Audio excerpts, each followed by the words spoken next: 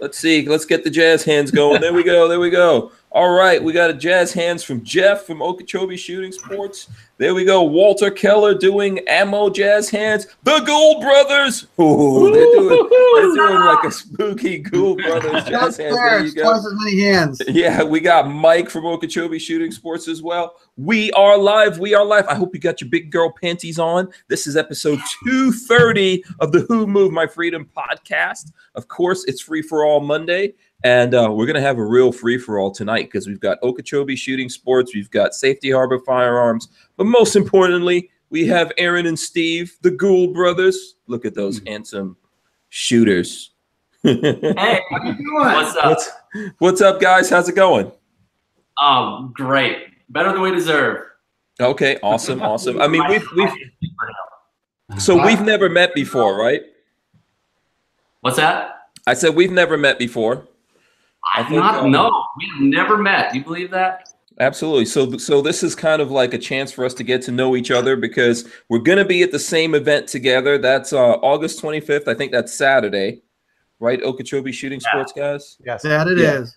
Yes. So we're having a YouTuber meetup in Okeechobee, Florida, Saturday, August 25th. I think you can still get tickets. It's free to come in and hang out with everyone that's going to be there. I'm going to be there. The Gould brothers are going to be there. Who else is going to be there? Devil Dog Gamer is going to be there. Okay, awesome. Devil Dog Gamer. I'm trying to think. Is there anyone else we're leaving out that's going to be coming to the party, or we haven't announced everyone yet? That's this weekend, right? Yes, yeah, sir. That's this weekend. Yep, absolutely. So just so that everyone knows, all the people that watch the show, usually I'm going to do the show today, Tuesday, and Wednesday. Because Thursday I'm going to be heading down to Okeechobee, and Thursday night I'll be headed out there, so I won't be able to do the show. And I'm doing something with these guys on Friday, and then Saturday we're having the shooting event. So hopefully we'll see a lot of you folks out there that are watching. But if you're watching this right now live, there's a couple things I want you to do. Hit the thumbs ups. We need and appreciate those. Also, make sure you follow the Gould brothers. Mm-hmm. There you go. If you don't already follow them on YouTube. Let's see which one of the Gould brothers should I go to? Does one of you guys do the talking particularly, or how do you guys divide? How do you divide this up? I like to do the shooting. He does most of the talking. Okay. Okay. Cool. I mean, I see Steve doing some of the bendy over backward shooting. Oh yeah. Go. Yeah, I'm a little bit more flexible. That would be okay. Aaron has trouble reaching his neck. That's how flexible he is. Oh, that's too much muscle in the way. That's the problem. Yeah, that's cold. Yeah, I can't. Those days are long gone when I used to be able to do stuff like that, man. You used to do the limbo. Yeah, used to a long time ago. Have you seen that? I'm going to change the subject. Have you seen that chick on Facebook or on the internet that can wiggle underneath a car? Yeah. Like doing limbo backwards, like, woo, woo, woo, woo. I'm like, holy cow. Under a car, a normal car? Underneath the car. Not in your car, Hank, but a normal car. Yeah. Oh. Yeah. I just thought about it. When you said limbo, I thought of that right away. It's like, yeah, I'm sure you did, Walter. I don't know where your mind went. With her clothes on too, by the way, actually, too. So okay, good. That's good to know. It wasn't one of those weird videos. Yeah. So, okay, very cool. Let's see here. I don't know if you guys I forgot where I was, Walter. I'm sorry. I have no idea. Okay, you know what I want to do? Let's start here by having the Gould brothers tell us who they are and how folks, like how they got into this and how people can follow them on social media and all that stuff. Yeah, so let's start there. Whichever one of you guys. I'm Aaron Gould. And obviously, brothers, I know we look, as you can see, not a whole lot alike. Being a person of gratitude, I thank God for that. I really do every single day. Oh, wow. That's cool. Just being honest. Aaron and I grew up just like totally not friends. We didn't hang out, didn't get along. Totally different passions, totally different personalities.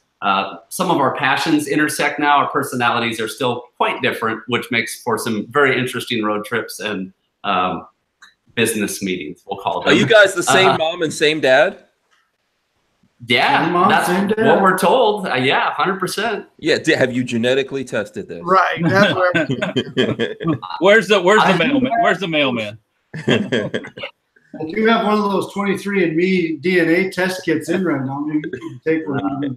I'll take their word for it. I'm good to go. Oh, okay. So, like one big difference is Aaron grew up with this passion for hunting and shooting.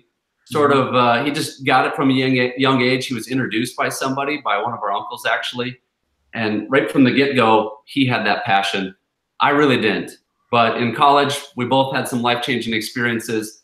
And one of the ways that my worldview changed is that I wanted to be out hunting and shooting. So that's sort of the point that brought us together, was when I was in college. Aaron was just out of college. So we started hunting to shooting together and started doing trick shots in the summer, primarily with shotguns. And what started out as a passion turned into a dream and a vision when we went and saw a man named Tom Knapp in 2000 Live. 2000 Live. 2000 Live. Wow. And he's the talker. It's been a long day. 2009. And that was the moment when we saw this live exhibition. We're like, holy smokes. That was awesome. That is amazing. We can do that. We can put together, our talents, our uniqueness, and do these live trick shooting shows and why not just make a living doing it, right? Mm-hmm. So cool. So where are you guys? That was the story. Okay, so where are you guys located? West Central Minnesota, about as far from you as possible. Yeah, absolutely. You guys, yeah. How's the weather up there right now? It's probably nicer than it is in Florida. I'm guessing. Very 70 degrees. Yeah, very mild. 70. Oh, no humidity, huh? Pretty low.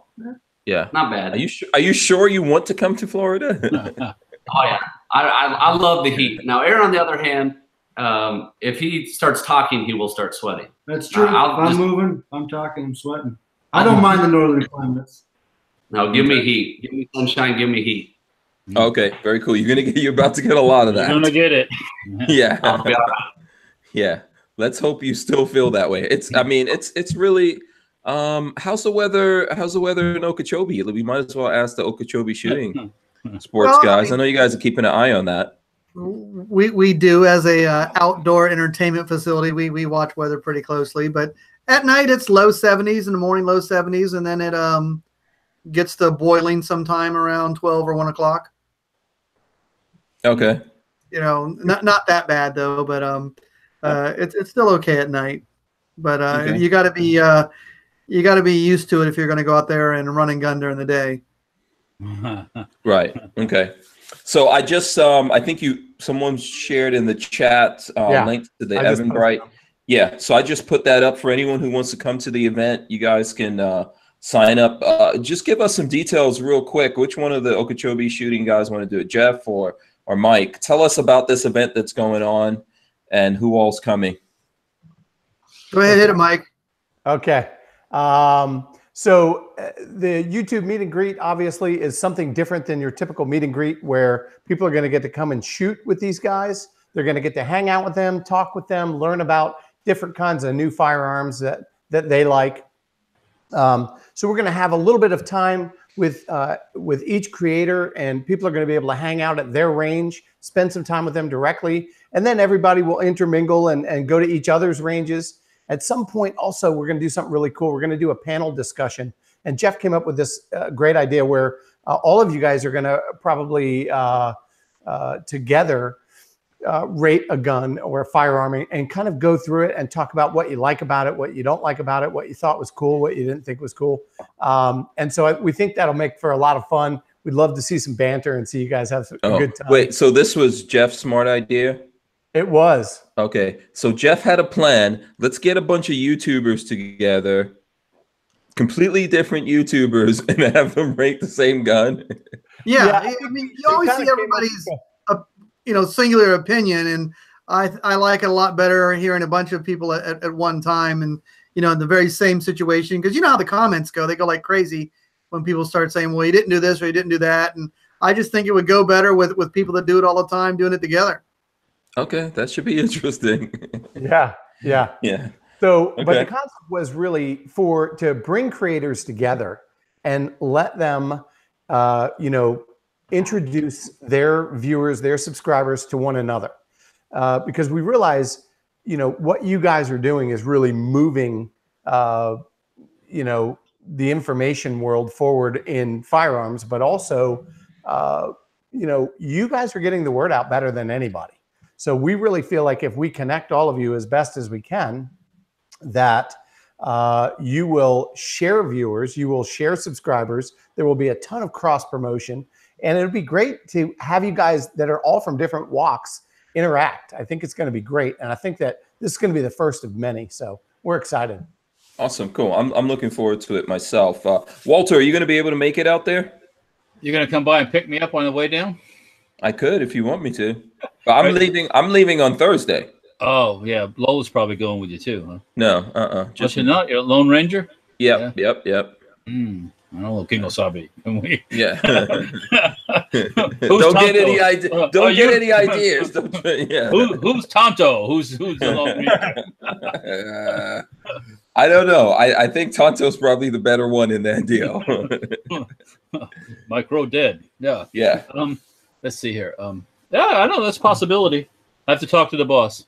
Okay. All right. Cool. So I think it is a good idea to get a bunch of YouTubers that don't necessarily cross. I know I do things with other YouTubers, but it seems like I'm going to get to meet some YouTubers I wouldn't normally meet.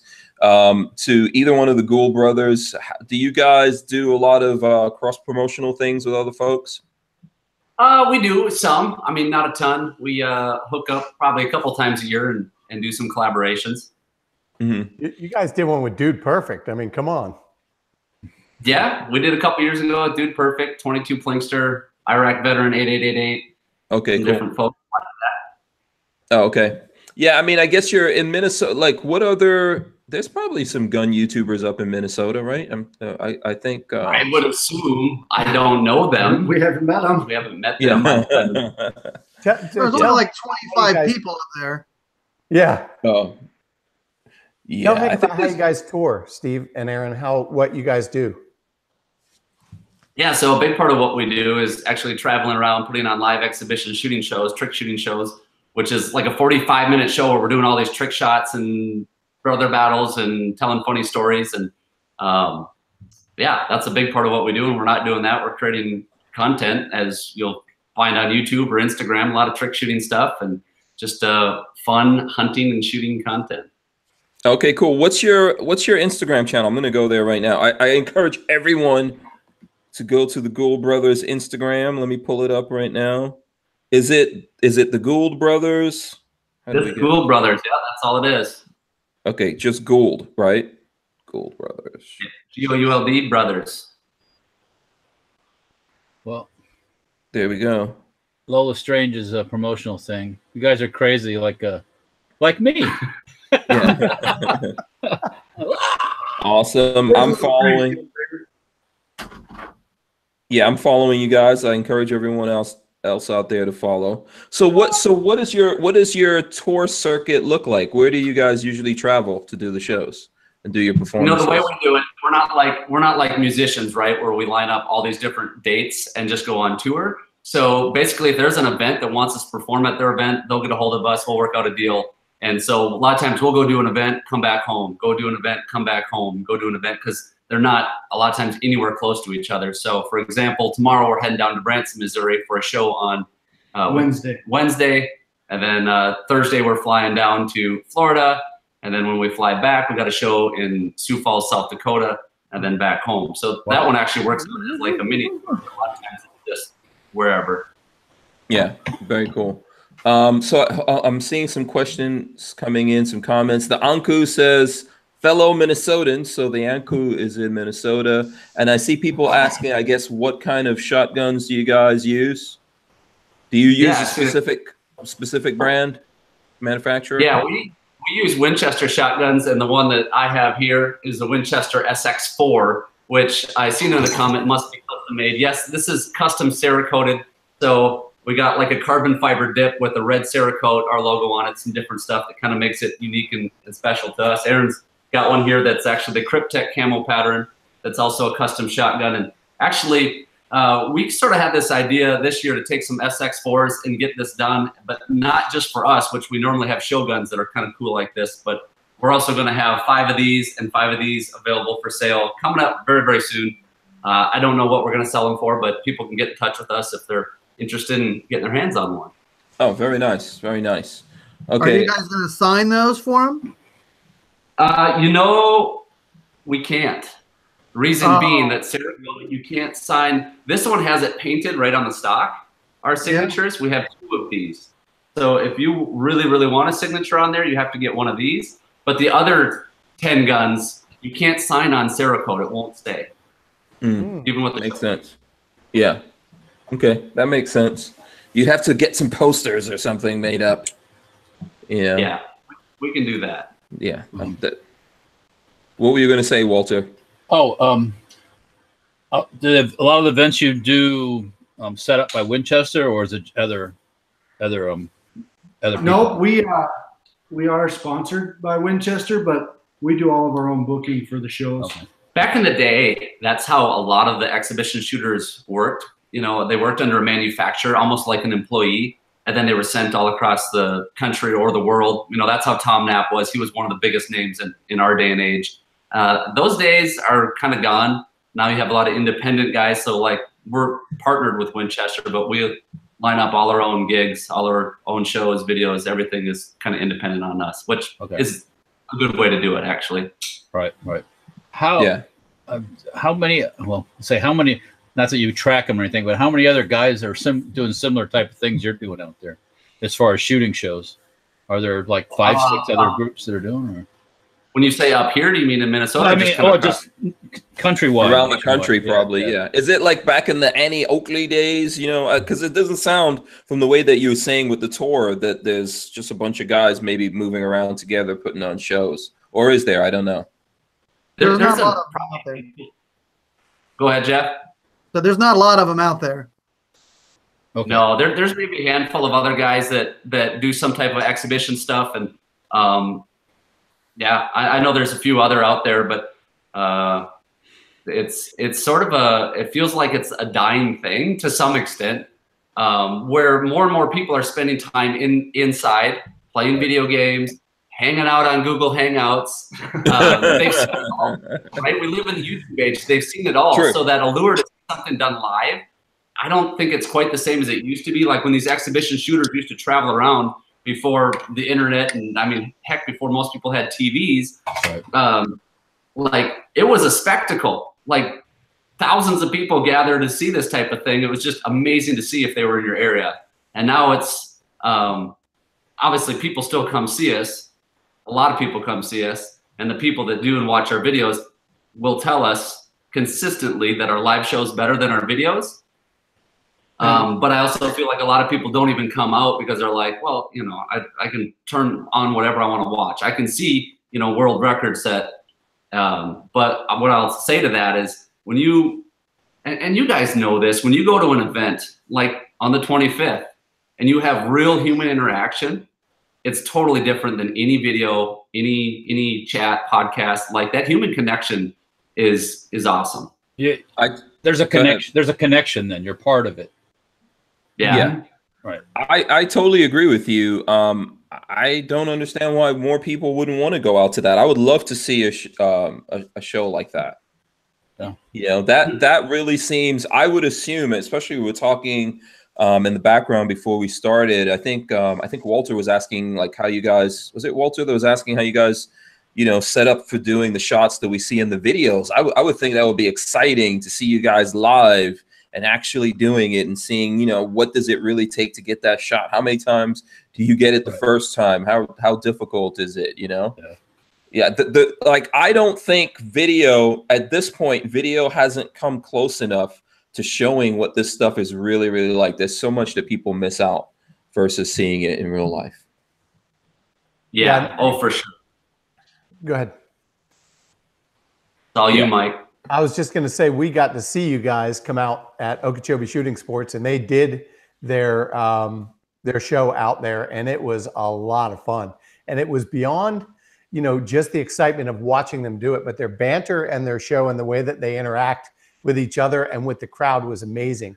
I think the coolest part, and what people really mentioned at the end, was how cool it was to be able to just hang out with these guys, because they really, Steve and Aaron are both really good at just being very present. They were one-on-one, they were eye-to-eye, they were spending time with people and let their fans know that it was important to them that they spent one-on-one time with them. And that is crucial. And that's what I think, if people come out and get to meet their favorite YouTube personalities and get to hang out and see them and meet them and shake their hand, it creates a loyalty that you can't get any other way. Mm-hmm. Yeah, I would think so too. By the way, I know there's some people in the chat asking why we didn't do the shout out. We got a bunch of people. Obviously we've got the Gould brothers here. I think there's lots of things to talk about. So if you want a specific shout out, ask us a question for the Gould brothers or Okeechobee Shooting Sports, Safety Harbor Firearms for that matter, and we will answer that. And then I will shout you out when we do it. I think someone was asking, I saw going back a little bit, someone did want to know where the show is. So Jeff, if you want to tell the people where exactly this YouTube meet and greet is happening. It's in the thriving metropolis of Okeechobee, Florida. Yeah, metropolis. So you can go to okshooting.com and click on there for directions, or the address is 7055 Northeast 48th Street in Okeechobee, Florida, 34972. Just pretty much follow the cows. They'll eventually get you here. Yeah. When you said metropolis, I was thinking of like the lost city of Atlantis or something. No? But it depends how hard it rains. If it floods, it'll be a lost city. Yeah. And then when is the show exactly for the folks out there who haven't heard about it? When is the show? Well, it's going to be Saturday. It'll be most of the day until you guys get tired. We're going to start at around 10. And each of you we're going to try to do them staggered so everybody has a chance to watch each of you do whatever you do or be part of your videos. And then after everybody's kind of done some of that, then we'll do our panel discussions and things like that. And then give you guys some time to just shoot with your fans if they want to do it, different things of that nature. Then we'll do some giveaways of different prizes that you guys can give out and try to get them all there. And this is all part of National Shooting Sports Month, which is a nationwide campaign put on by National Shooting Sports Foundation. So if you go to the nssf.org website, they can also register to win prizes this month. So make sure everybody goes and does that.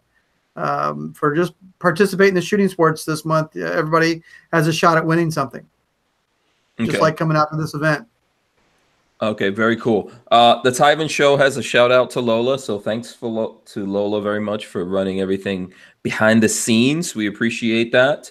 Tacos and French fries says, "What ammo do you use?" I'm assuming that's going to the Gould brothers, but then we'll spread that out to everyone else. Do you guys have a specific ammo that you use?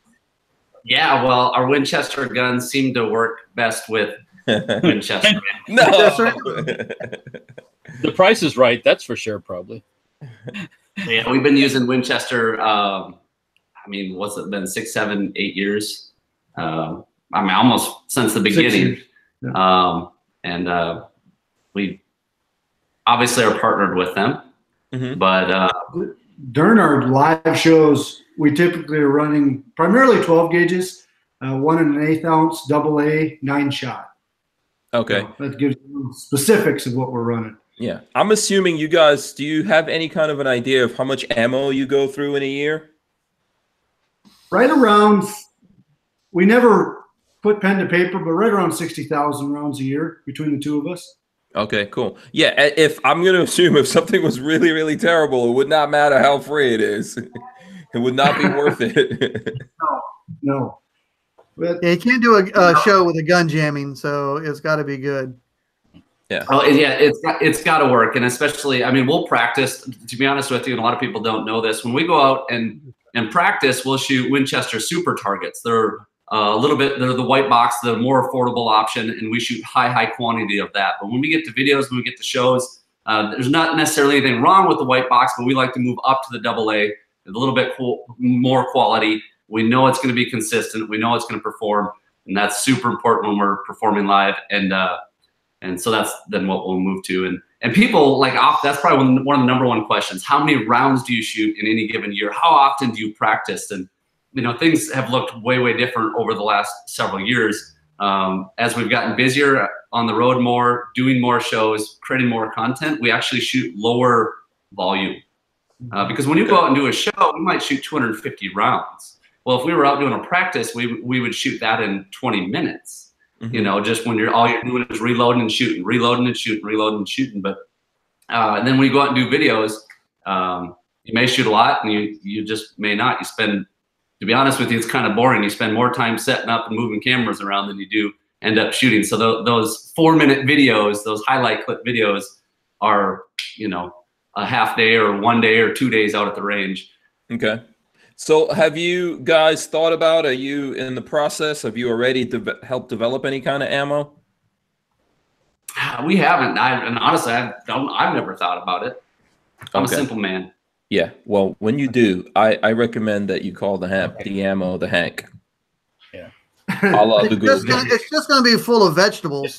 Yeah. It's going to be full of vegetables. Okay. That's what they shoot a lot of. So I put it in there and make it look good.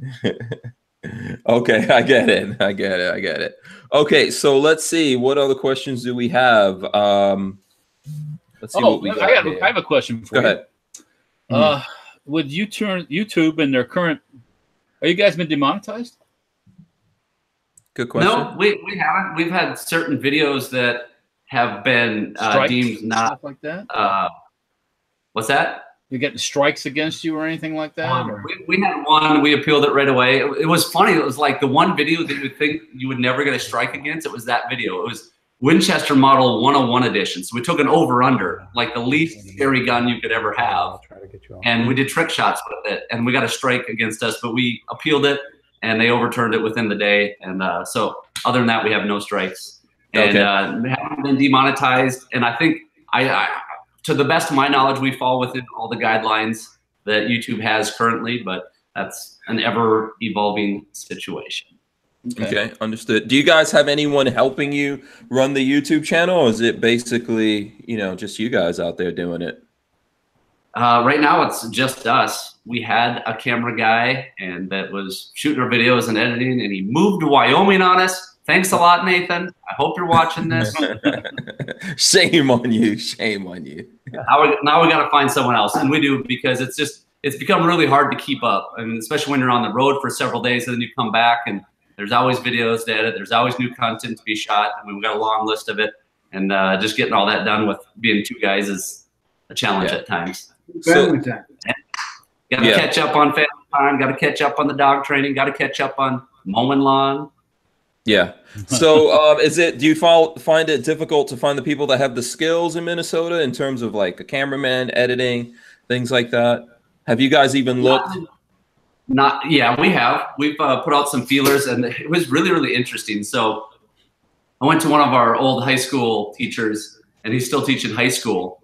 And I said, hey, is there any kids that you know that would be a good fit for this? I mean, we can train, we can teach, but just to work with some kids that would have an interest, because everyone wants to be a YouTube star. So, I mean, why not get your, actually doing some of the stuff? And I don't know if he had just 10th graders, 10th, 11th graders, whatever it was. He said not a one of them. Wow. Took them up. Well, they all want to be YouTube stars. They don't want to do anything. Yeah, for what they think is the fame, because it's not really fame, or what they think is the money, because it's not really. But no one wants to do the work, like Walter just said. They don't want to do anything. Like, wait a second, we have to actually work? I have to sweat? Come on. What's that? No. Yeah, it blew my mind, to be honest with you. I mean, and it's not like we were asking for free internships. This is a position we would pay for, and like lots of great experience. It's just weird, really weird. So if there's anyone out here that's interested in helping you guys out in there in Minnesota, are you open or?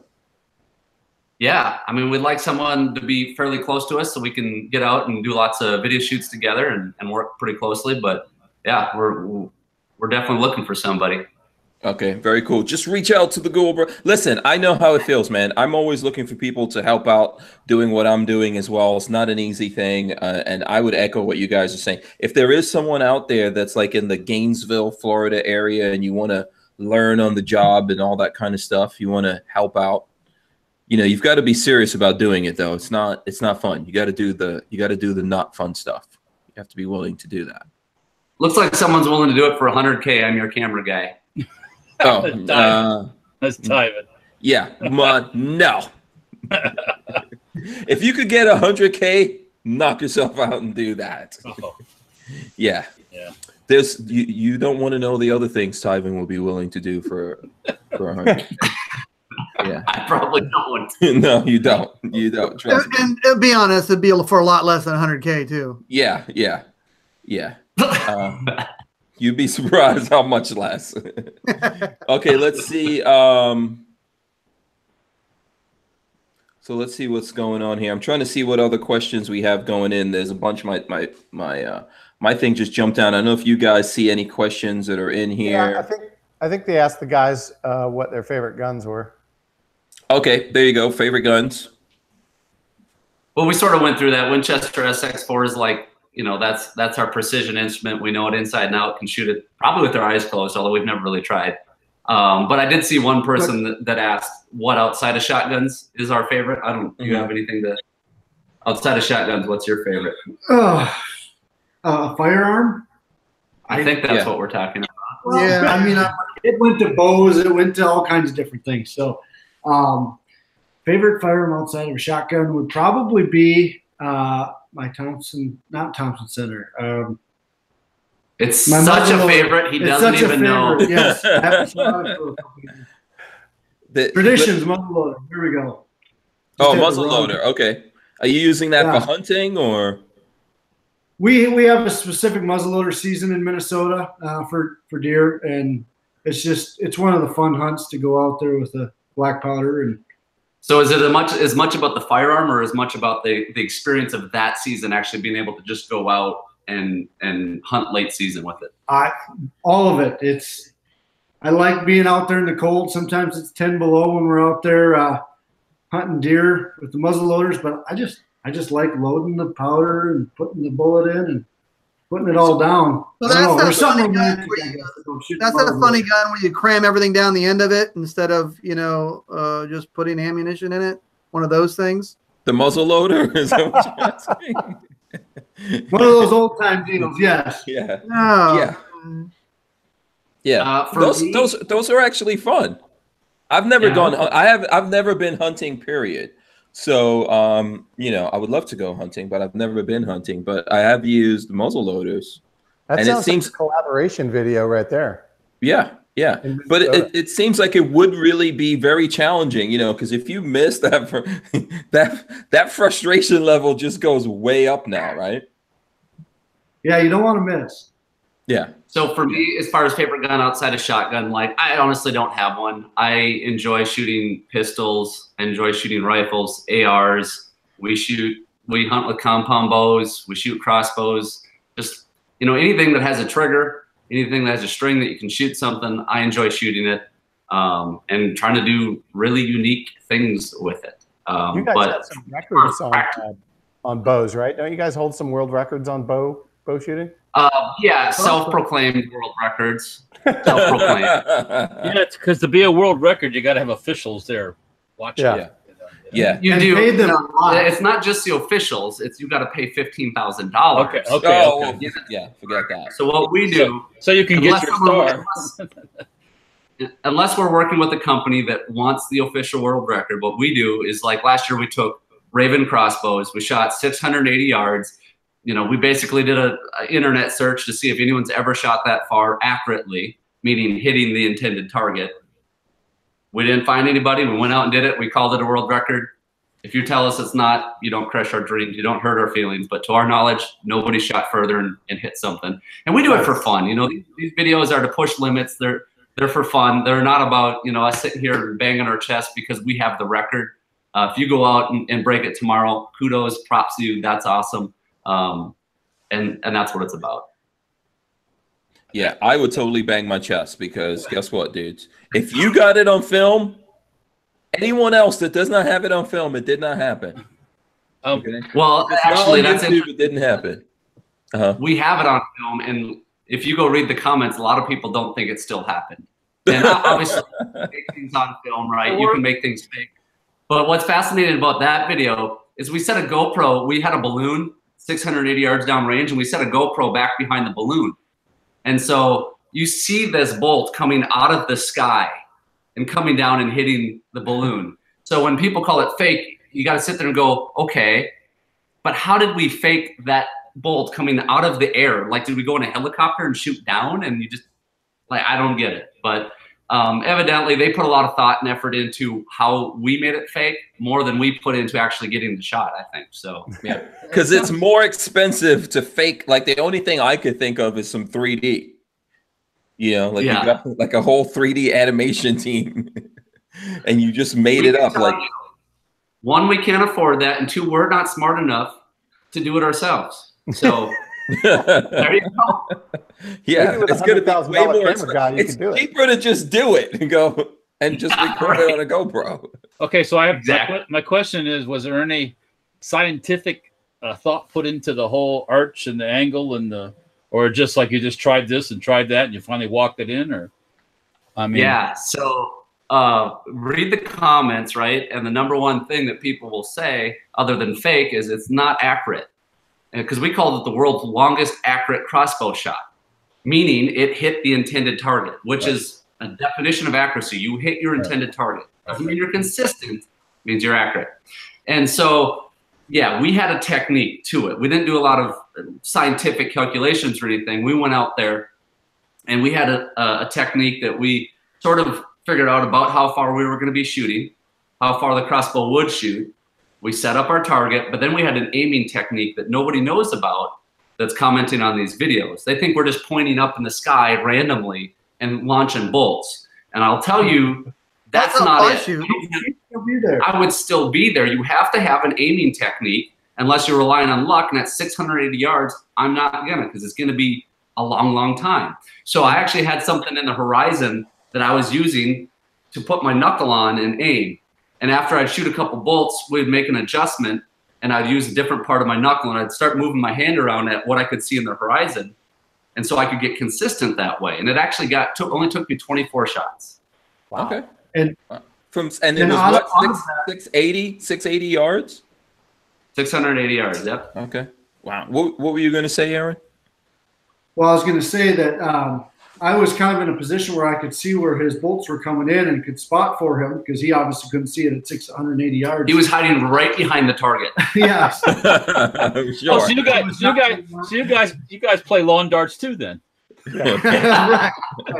No, I was in a safe place. And he would actually, if I couldn't see the bolts, I would actually drive down there and take a look. But what was really neat is, as we worked this in this 24 shots for him to get the reference he needed to make the shot, is out of, I think it was the last 4 bolts were all within a 10-foot circle around that balloon, including the one that hit the balloon. So, you know, he started at like 70 yards short, and we moved him in. But out of those last 4 shots, they were all in the vicinity. So you got, it wasn't a windy day or anything then? You had a nice calm day, or was it a windy day, or do you remember? Or? It was a pretty calm day. We didn't have a lot of wind, and you know, we looked at the wind forecast, and we only had so much time to shoot the video. We ended up shooting into the sun, and I recall specifically one comment on that video.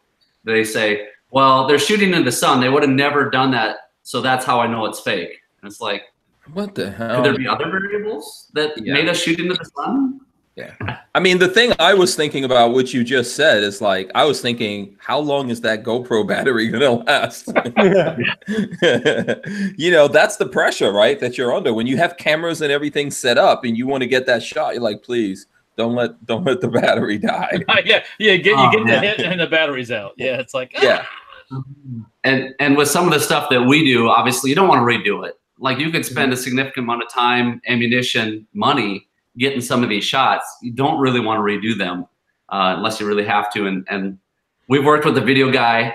It's amazing. And then we've done it ourselves. It sucks horribly, because now not only are we the ones in the video and you have the pressure of getting the shot, but then you get down to that GoPro and realize, oh, it died, or that camera over there went out of focus, or something happened, and you got all these things going on at one time. It is I think a lot more difficult than what people realize to self-film it and be in the content. Yeah, true. True. If you guys keep an eye on the questions as well, because there's a whole bunch of things going through here. Someone was asking where in Minnesota you guys are. Larry Fulton said, where in Minnesota are you guys from? I'm from the Aitkin area. Aiken is north. We're actually west central. So kind of that Alexandria Lakes area would be the vicinity where we're located. Oh, Somewhere yeah. between Minneapolis and Fargo, which probably means nothing to Floridians, but. I've been to Rice Lake. To Rice Lake? Yeah. If it's north of Orlando, I don't know. Oh my goodness, Jeff. There's a lot of kids north of Orlando. Broaden your horizons, Jeff, for goodness sakes. Yeah. It's cold up there. You guys cut holes in ice to fish, man. Only for 5 months of the year. It's no big deal. Right. Wow. Have you ever thought of taking a chainsaw and cutting the slot so you could troll? No, but they do make a big opening with chainsaws and then have polar plunges where people just jump in the water. Oh. Yeah, you would have to have a gun on me for that one for sure. Yeah, let's see. Somebody asked about you guys training your dogs. I know that's something Steve for sure does a lot. Fargo, you betcha. Somebody's me, M-I-C-A. Fargo, you betcha. We don't talk like that. You bet. know. But you should.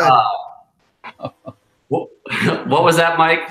I was just talking about your dog training. Somebody asked about what kind of dogs you train.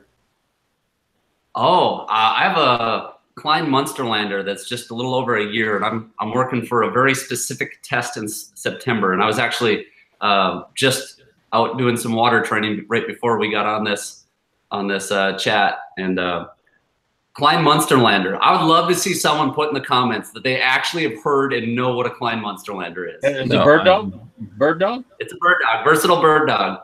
Okay, I've never heard the breed before, but I figured. No, wait, Yeah.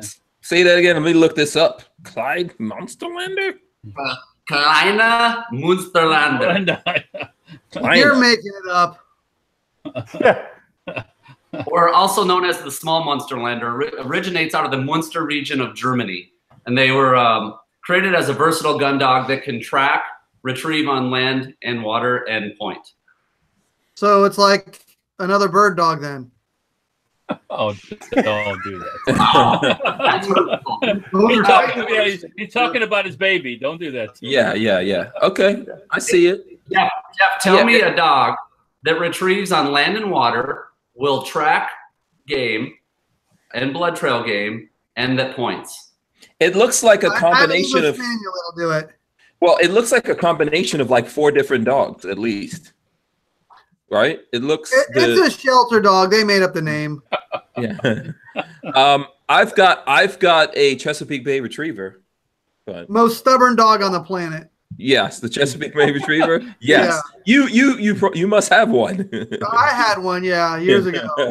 Yeah, he's pretty stubborn. He loves me. Hey, Jeff, I would like to know what kind of dog you have so we can bash it quickly. It's an English Spaniel. English Spaniel. I got nothing. You couldn't get an American Spaniel. You had to get an English Spaniel. What's wrong? They're better bird dogs. The English Spaniel's a better hunting dog. Oh, okay. It is. Aaron, do you I mean, dogs out there? Aaron, We'll do do you that. train any? What's that? Do you train any dogs out there too? I don't do any dog training. I tried my hand at horses at one time. That didn't go so well either. So I leave the training of animals to others. Did your horses have funny names? Spartacus and Katrina. The real question is, were you pointed into the sun as you filmed the horses? Right. Just to see if that was Sometimes. They were both young Arabians, and I happened to fly off of them several different times. I was kind of Okay, this is not degrading at all. Let's see. So now everyone is saying what kind of dogs they have. Chris Bulla says he has mutts. The Tyven Show says my beagle hunt me for dog treats every day. Yeah. So it's a chow hound then, Tyven, Yeah, right? chow hound. Yeah. I carry my revolver in single action. Says I got a blue bully pit bull. Yeah. And CB says, my dog is half American Pit, half Weimaraner. Oh, that's an interesting mix. Yeah. Yeah, I'd like to see a picture of that thing. A Pit Rhymer.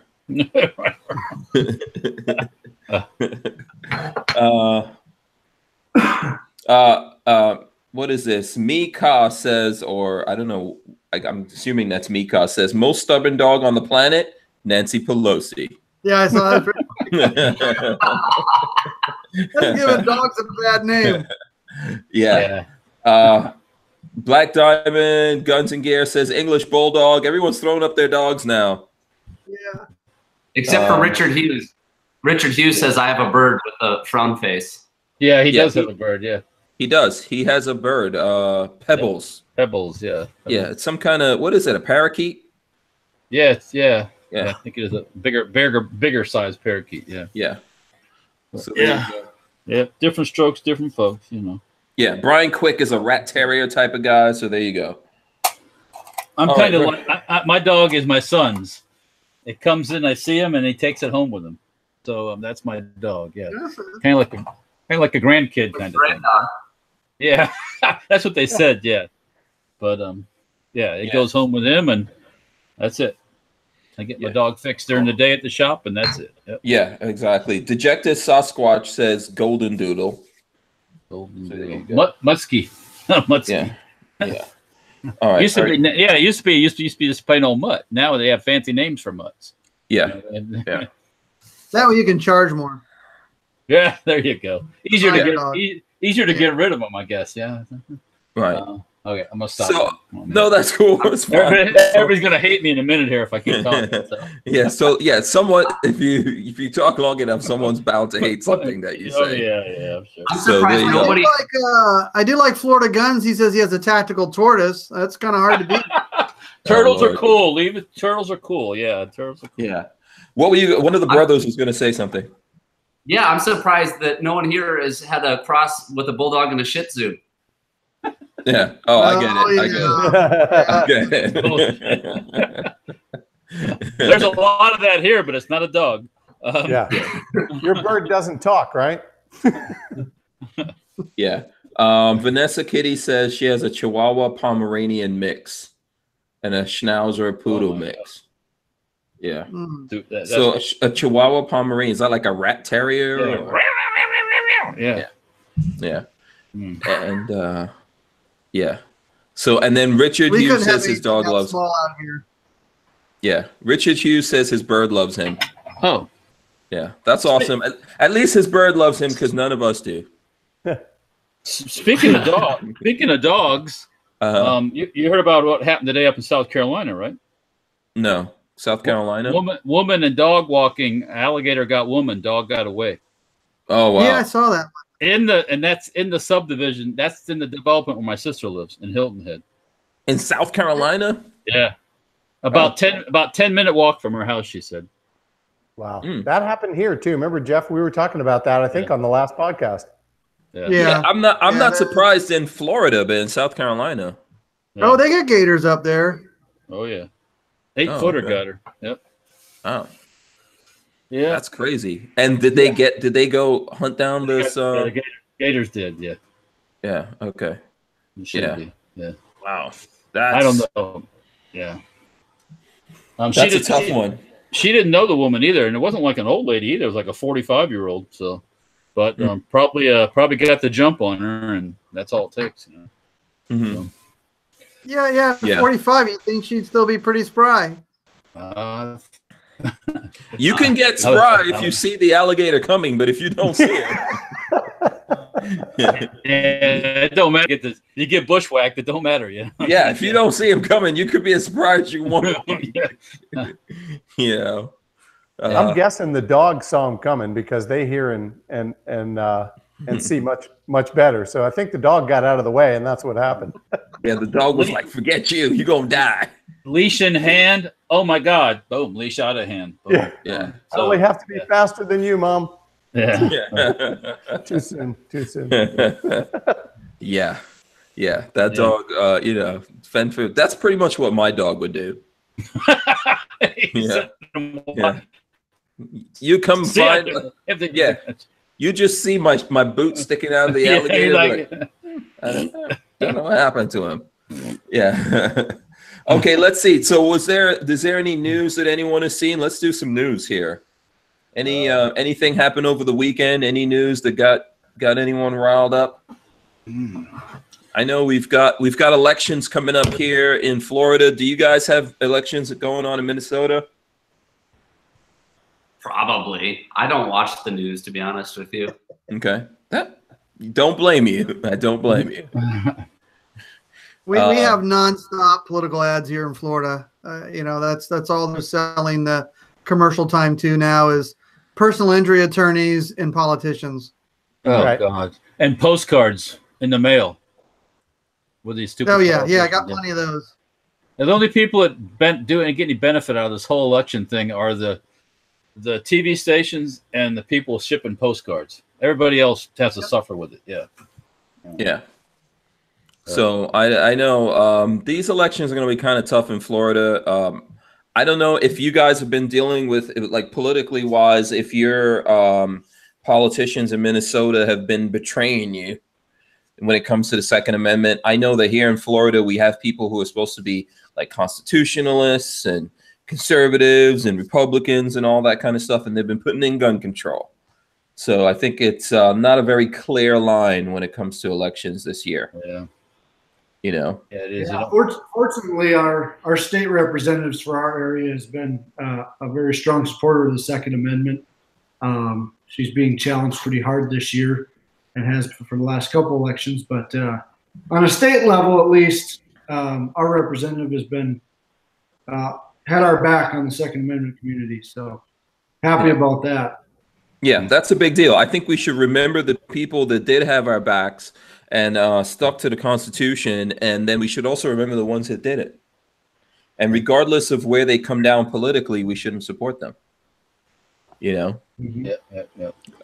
shouldn't just be able to get in there because they're the opposition or something like that to liberals and progressives. So, well, that's what they're banking on. They know that the other choice is so much worse that we don't have an option but to vote for them, and I'm not going to give them that option that way. Yeah. So yeah, I know I'm looking up on the Truth About Guns. The Truth About Guns has an article about Florida elections. Here, let me see. I'll put this in the chat real quick so you guys could see this while we go through it and talk about it. I think there's some interesting things, like both sides acting crazy, doing stuff. And just to amuse you a little bit, there was a story on Fox News. I guess some goats got up on the subway in New York and stopped the subway train running. Goats. What were the goats? Were the goats like on the way to become curry or something like that? They were in New York and they escaped. They got up on the track someplace and stopped the subway. Yeah, but what were the goats doing in New York City? It was a goat crossing area. That's cool. Yeah, what's the opposite of a goat free zone? I got it. A Jamaican neighborhood. Oh. Yeah, so I don't understand, like, what were actual live goats doing in New York? Were they mowing the lawn? Maybe they were getting away from the Jamaicans. I don't know. I don't know. Maybe it's like a kinder, gentler way to mow the lawn in New York City. Maybe it's a kinder, gentler way to kill a goat. I don't know. I just hope it was somebody's joke that they played on everybody and just let them go. I mean, to me, that would be a great joke. Yeah. Goats. How many goats were there? The picture they showed too. Oh, okay. Oh, that's not a stampede. Yeah, that's not a herd, not like that, But yeah. So I see that. So so here we go. So this is in the Truth About Guns, and it says Florida election follies. One candidate lied. One charged with assault. Another told to tone it down by the NRA. Tone it down. Yeah, so there was actually Melissa Howard, a Republican running for Florida State House of Representatives, has been caught lying about her supposed degree from Miami University. I saw that. Yeah. Oh. What is this, from Miami University of Ohio? Yeah. Is that a typo? Yeah, that's a real place. That's a real place. What the hell is Miami University of Ohio? University. and about receiving an A rating from the National Rifle Association. Well, she figured nobody'd know about the college thing, and you know. If you're gonna lie, just keep it going, I guess. Yeah, I never heard of the Miami University of Ohio. I have. So, oh, you have? Oh, Yeah. Is that like a reputable school or something? I think they have a football team and everything.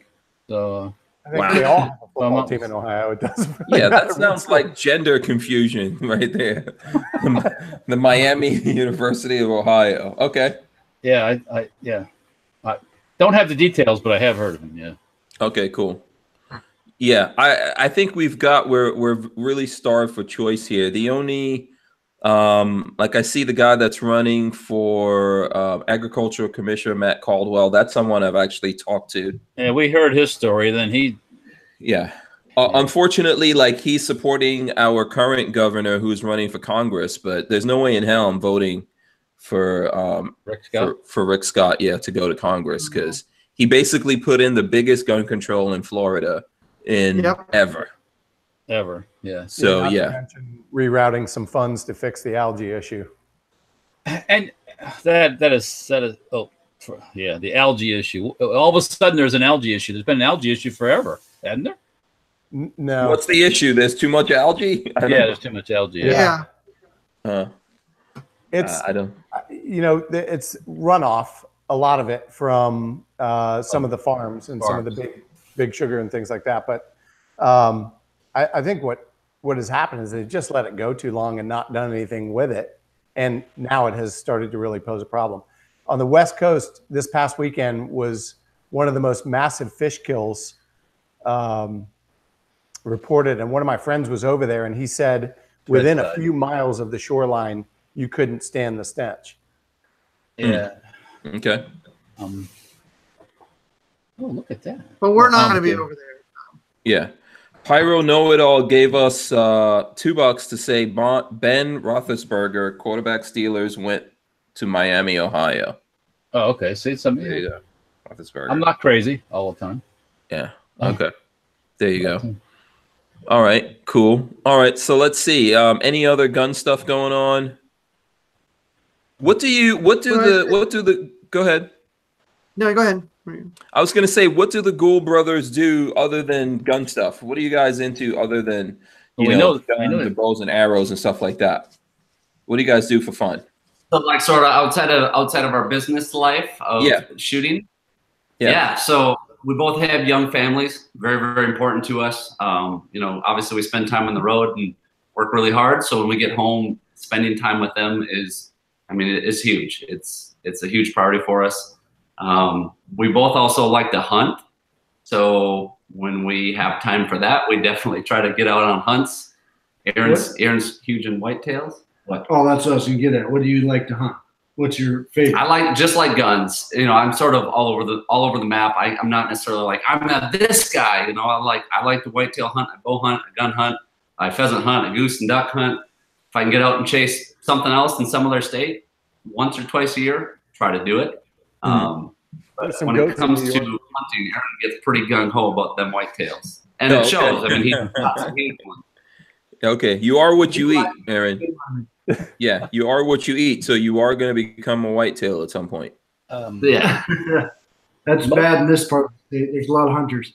Yeah, but yeah, I love the big game hunting. I love all of it, though. Really. Have you seen the neck on this guy? It's like he's in rut all the time.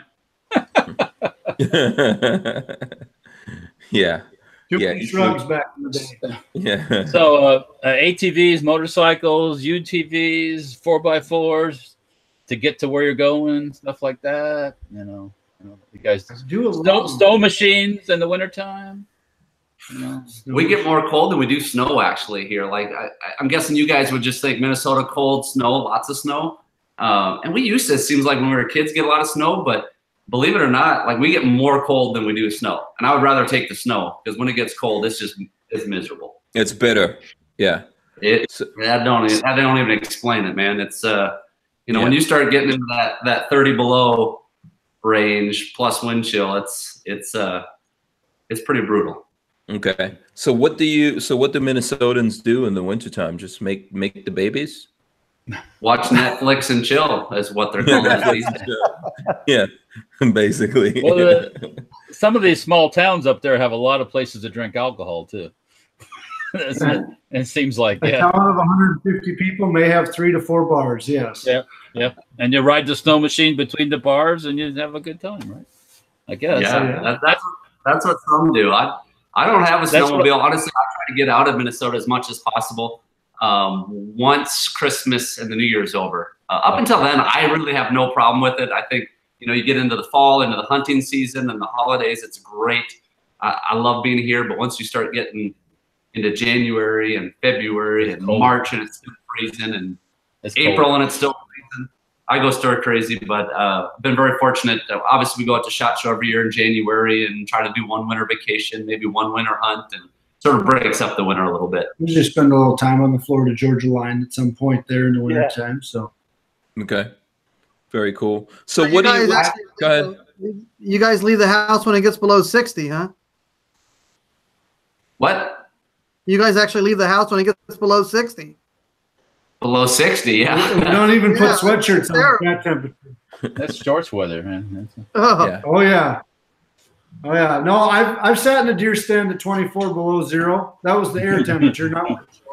Wow. Did you lose a bet? No, I didn't see a deer either. So we can debate on whether it was worth it or not. But no, I've sat many different times when it's below zero. Yeah. But now you have a wife at home, right? I do. So you could be doing something way better instead of sitting at stand 20 below. There's plenty of time for that because it's also dark for 14 hours a day. Yeah, exactly. You got to recharge your batteries at some point, and you need the meat to help recharge the batteries, right? I guess. You know what, Jeff? Some adventurous people will actually bring their wives out to the deer stand, and when the hunting's slow, they watch Netflix and chill. That's not my thing. I'm just saying. Heard stories. I got you. Yeah. It's more of a wave runner thing here in Florida, but whatever. Yeah. Are you guys trying to give the non-Florida people a tough time?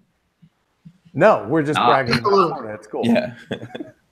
Well, they said they're here. They spent a lot of time here in the Florida-Georgia line, so there you go. Yeah. Steve is a great paddle boarder, and Aaron, when he puts a paddle to the water, you need a power boat to catch him. He in a kayak, he leaves a wake that will throw you off your paddleboard.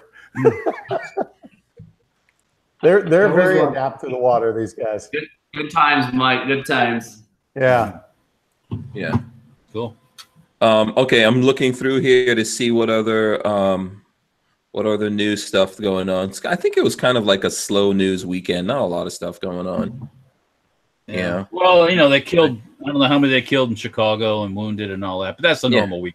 Yeah, Chicago. Yeah, that's just the same thing. Chicago violence isn't going anywhere. They have to do something about the politicians. Only thing will slow that down is 30 below. That's it. So. In Chicago. Yeah.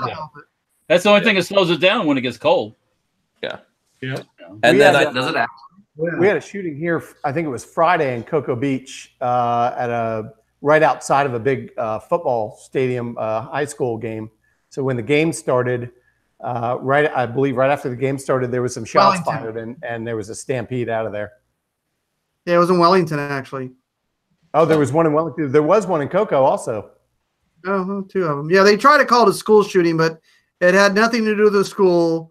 It had nothing to do with the football game. Right. But, of course, it was just 2 people that had some kind of beef for something. And, of course, they try to turn it into something it's not. Yeah. But they did have counselors at school today for them. Oh, dear. Poor things. Okay. And school was back in effect or? Yeah. Okay. It was back in effect. Okay. It was a Friday night, football game. Okay. All right. So, so here's the thing I wanted to ask the Gould brothers. Are you guys just on YouTube, or do you have a backup platform somewhere else, in case things go sideways with YouTube? Oh, yeah, that's news today too. The joining of the two of YouTube and yeah, absolutely. And yeah. That's where I was going with it.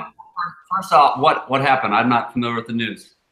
So okay, so that's the first part of it. I wanted to ask you is if you guys had any like backup platforms that you go to in case you woke up one day and YouTube killed your channel. So for example, that happened to me.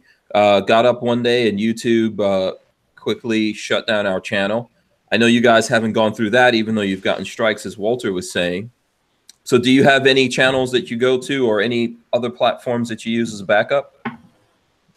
Yeah, you know, honestly, this has been something we've talked quite a bit about, obviously knowing the volatility of YouTube, and one day they can change the rules and that's their prerogative and our channel disappears. And we have built a pretty decent following, and you know, it's a significant part of what we do. So we do put some of our content on full 30, probably not as religiously as we should. And we are looking into some other platforms that are out there. It's just, you know, it's about where you're going to put your energy. As two guys that are pretty much doing it themselves, you know, to upload to all these different platforms is exhausting. So, but it's definitely something we're thinking more and more about, and trying to create maybe some of our own assets that we own, that we control, that when people want to change the game and money and power and, you know, whatever else dictates, you know, we can keep things the way we want to keep them. Okay, cool. So one of the, I spent some time looking into some alternative platforms out there, and I found two of them, Gunstreamer and YouTube, both of which are actually in Salt Lake City, Utah. And they're very similar platforms. With both of them, you could sign up, and then you can actually have them pull your whole library over from YouTube. So if you went to either one and signed up with them and then said, hey, you know, this is my stuff on YouTube, they'll actually bring that whole thing over and make it easier for you. And then the big news that Walter was dropping the bomb on there is that I think they announced that Gunstreamer and YouTube are actually merging now today. Wow. So, yeah, so that happened over the weekend, and that's actually here. I'll throw this up in the chat so you guys could see it. That's also on the Truth About Guns here. Let me, I'll send that. I saw you had both of them on a podcast together at one time. Yes, yeah. So I had both of them on. I had Austin from Gunstreamer on as well. And when I was on the road, I spent time hanging out with Austin from Gunstreamer and Sam from YouTube. So this is a Truth About Guns. YouTube and Gunstreamer announced merger. As tech giants Apple, Facebook, Google, Amazon, Twitter, YouTube, and other e-commerce, and financial institutions continue to boot firearms-related companies and content producers with whom they disagree politically, more companies are stepping up to take advantage of the opportunities and fill the void. Now, two platform providers, YouTube and Gunstreamer, have announced that they're merging to provide a bigger, more robust platform with more free speech options for users. So, and then this is from their press release on August 18th, 2018, YouTube and Gunstreamer successfully concluded negotiations to merge the companies. Effective immediately, the two platforms will begin sharing technology, which will reduce the overall cost of operations and enhance satisfaction for both viewers and content creators alike, said Sam Robinson, YouTube co-founder and co-owner, stated, "This is a very good fit and we welcome the Gunstreamer team." So, and I'm trying to get Sam to come on from YouTube. I'm trying to get him to come on the show here sometime. Yeah, you know, after seeing them on your show, we actually had tried to reach them for this event, but we'd like to maybe have them for another also. So. Yeah, I think they were busy. They were kind of like busy negotiating out. You see why now, right? Yeah, this makes sense. Yeah. But Jeff and I were talking about it the other day, and really, this is the Wild West. This is a you know, uncharted ground and uncharted waters for, you know, these type of venues to come up and offer a solution. But you know, it'll be interesting to see how this all ends up, and if it becomes multiple stations or one big one really that, you know, encompasses all that we're looking for. Yeah, there's quite a lot of other platforms, I think, out there right now. When I looked at them, these are the ones I found to be the most robust, and then also people who believe in the Constitution, free speech, as well as the Second Amendment and all that kind of stuff. So I personally was really, really happy to hear the news that these guys are getting together. I think that's a good thing for those of us, as Steve was saying, you know, what happens you always have to be ready that something could happen out there and these people pull the plug. But you want the place that you rely on to actually be there, right? You know, it's tough to make that investment and get involved with these companies and spread yourself thin, like the Gould brothers were saying. So I see American Gun Chick has come into the chat. Shout out to American Gun Chick. Yep. Speaking of someone who's on YouTube, I believe. Yep.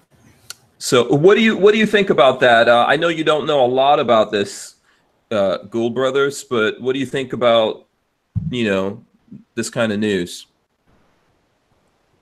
Yeah, I think there really needs to be a platform that we know is going to be there. I mean, that's not going to just shift on a whim and say, well, this is, you know, sort of what we believe, so therefore, you know, you're gone and we're shutting you down and silencing you.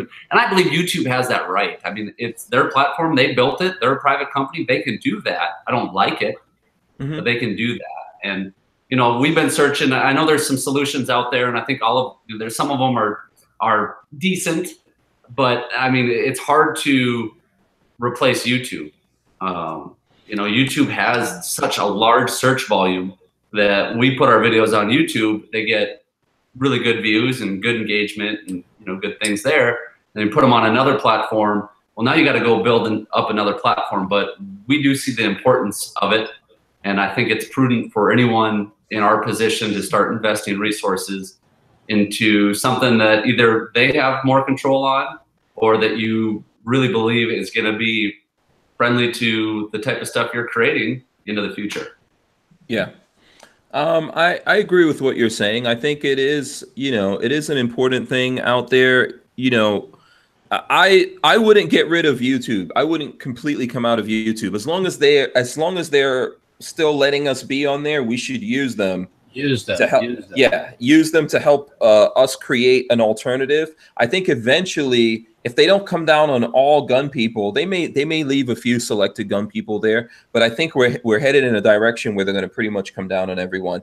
And I mean, I could see that they're already marginalizing our content. The weird thing is, or maybe it's not so weird, they're not just doing it to us as gun guys. I think that if you look at people across the board on YouTube, you'll see lots of people think that YouTube's coming down on them and marginalizing or sectioning off their content. Oh. I mean, Philip DeFranco is not a gun guy, and he has a major problem with YouTube, you know, blocking off his audience. So this is just a direction that we're going into, and I think it's more than just the gun thing. I think there's lots of other things at play here. It's ideas. Well, you know what's funny is that you ask almost every Second Amendment related channel owner, and they'll tell you it's YouTube's right. You know, we're not saying that oh, you didn't bake a cake for me, so I'm suing you. We all believe it's YouTube's right to destroy their own business. They're welcome to cost themselves money, but you know, the more that, I mean, there's more of us than there for this stuff than there is against it, despite what media tries to tell people. So as other platforms open up, you know, the revenue is going to go over there. And I know YouTube wants to make their point that they don't want anybody to make money off of anything to do with the Second Amendment, but somebody's going to make that money, and somebody's going to make that channel bigger to where at some point, you know, I hope it affects YouTube's bottom line. And I'm not one of those people saying YouTube needs to go away. I would like them to learn a lesson and decide that maybe that isn't a great thing to do, and open it back up the way it should be. Right. It's a free market, right? So in a free market, if you're going to open up opportunity to your competitors, you know, then you're opening up opportunity to your competitors. You know, I think on the flip side of that, I know there's been lots of talk about like declaring YouTube and Facebook and other places utilities. No. You don't want the government involved with. No.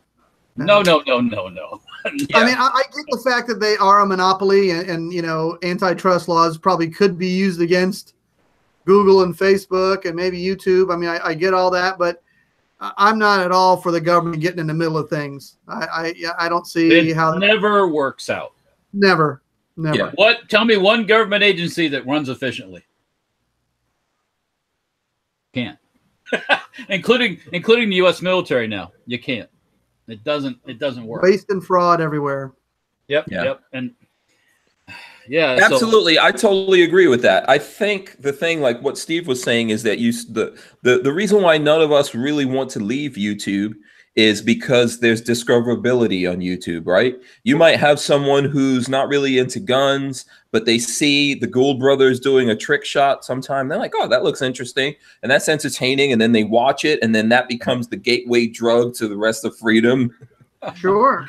Right. Well, I think you hit the nail right there on the head, Hank, is that I think a lot of these people on the left have figured out that once people start finding out they've been lied to about anything Second Amendment related, it starts to get them to question the other thing, and it starts unraveling the curtain that everybody's hiding behind. So, they got to keep this crazy Second Amendment stuff squashed as much as possible.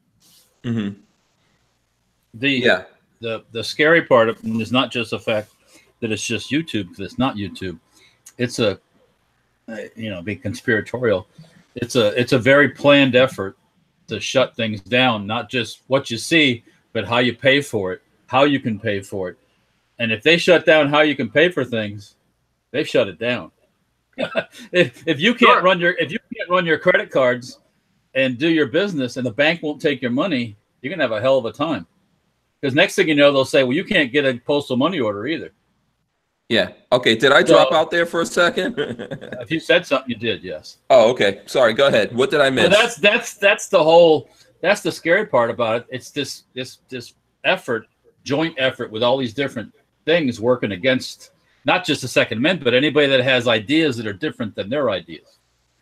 So, and the openness, the open people, the ones that love everybody, don't love you when you don't spout their opinion. So, then they shut you down, or they try to shut you down. So that's the scary part. Yeah. So I see Brian Quick. I don't know if any of you guys, Steve, if you guys wanted to jump in, let me know. Brian Quick says, every time someone says YouTube has a right to ban people for being pro-gun, etc., your IQ goes down 25 points. Be careful. You may not have much to play with. I'm not sure why Brian feels that way.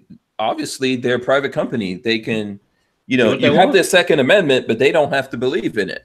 No, I mean, that's just the reality. It's not that much different from the baker who refused to bake the cake for the gay couple. Well, there is a difference because the world came down on them. That's the difference. The world's not coming down on YouTube or anything. Yeah, the difference would be point of view of people, and human beings are running companies. If companies are private companies and they can do what they want to do, they're private companies that belong to people that have agendas, right?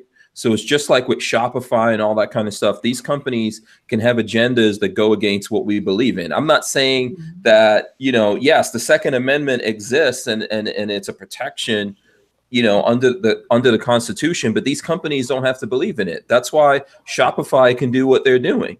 What we need to do is push back against that and have alternatives for that. Go ahead.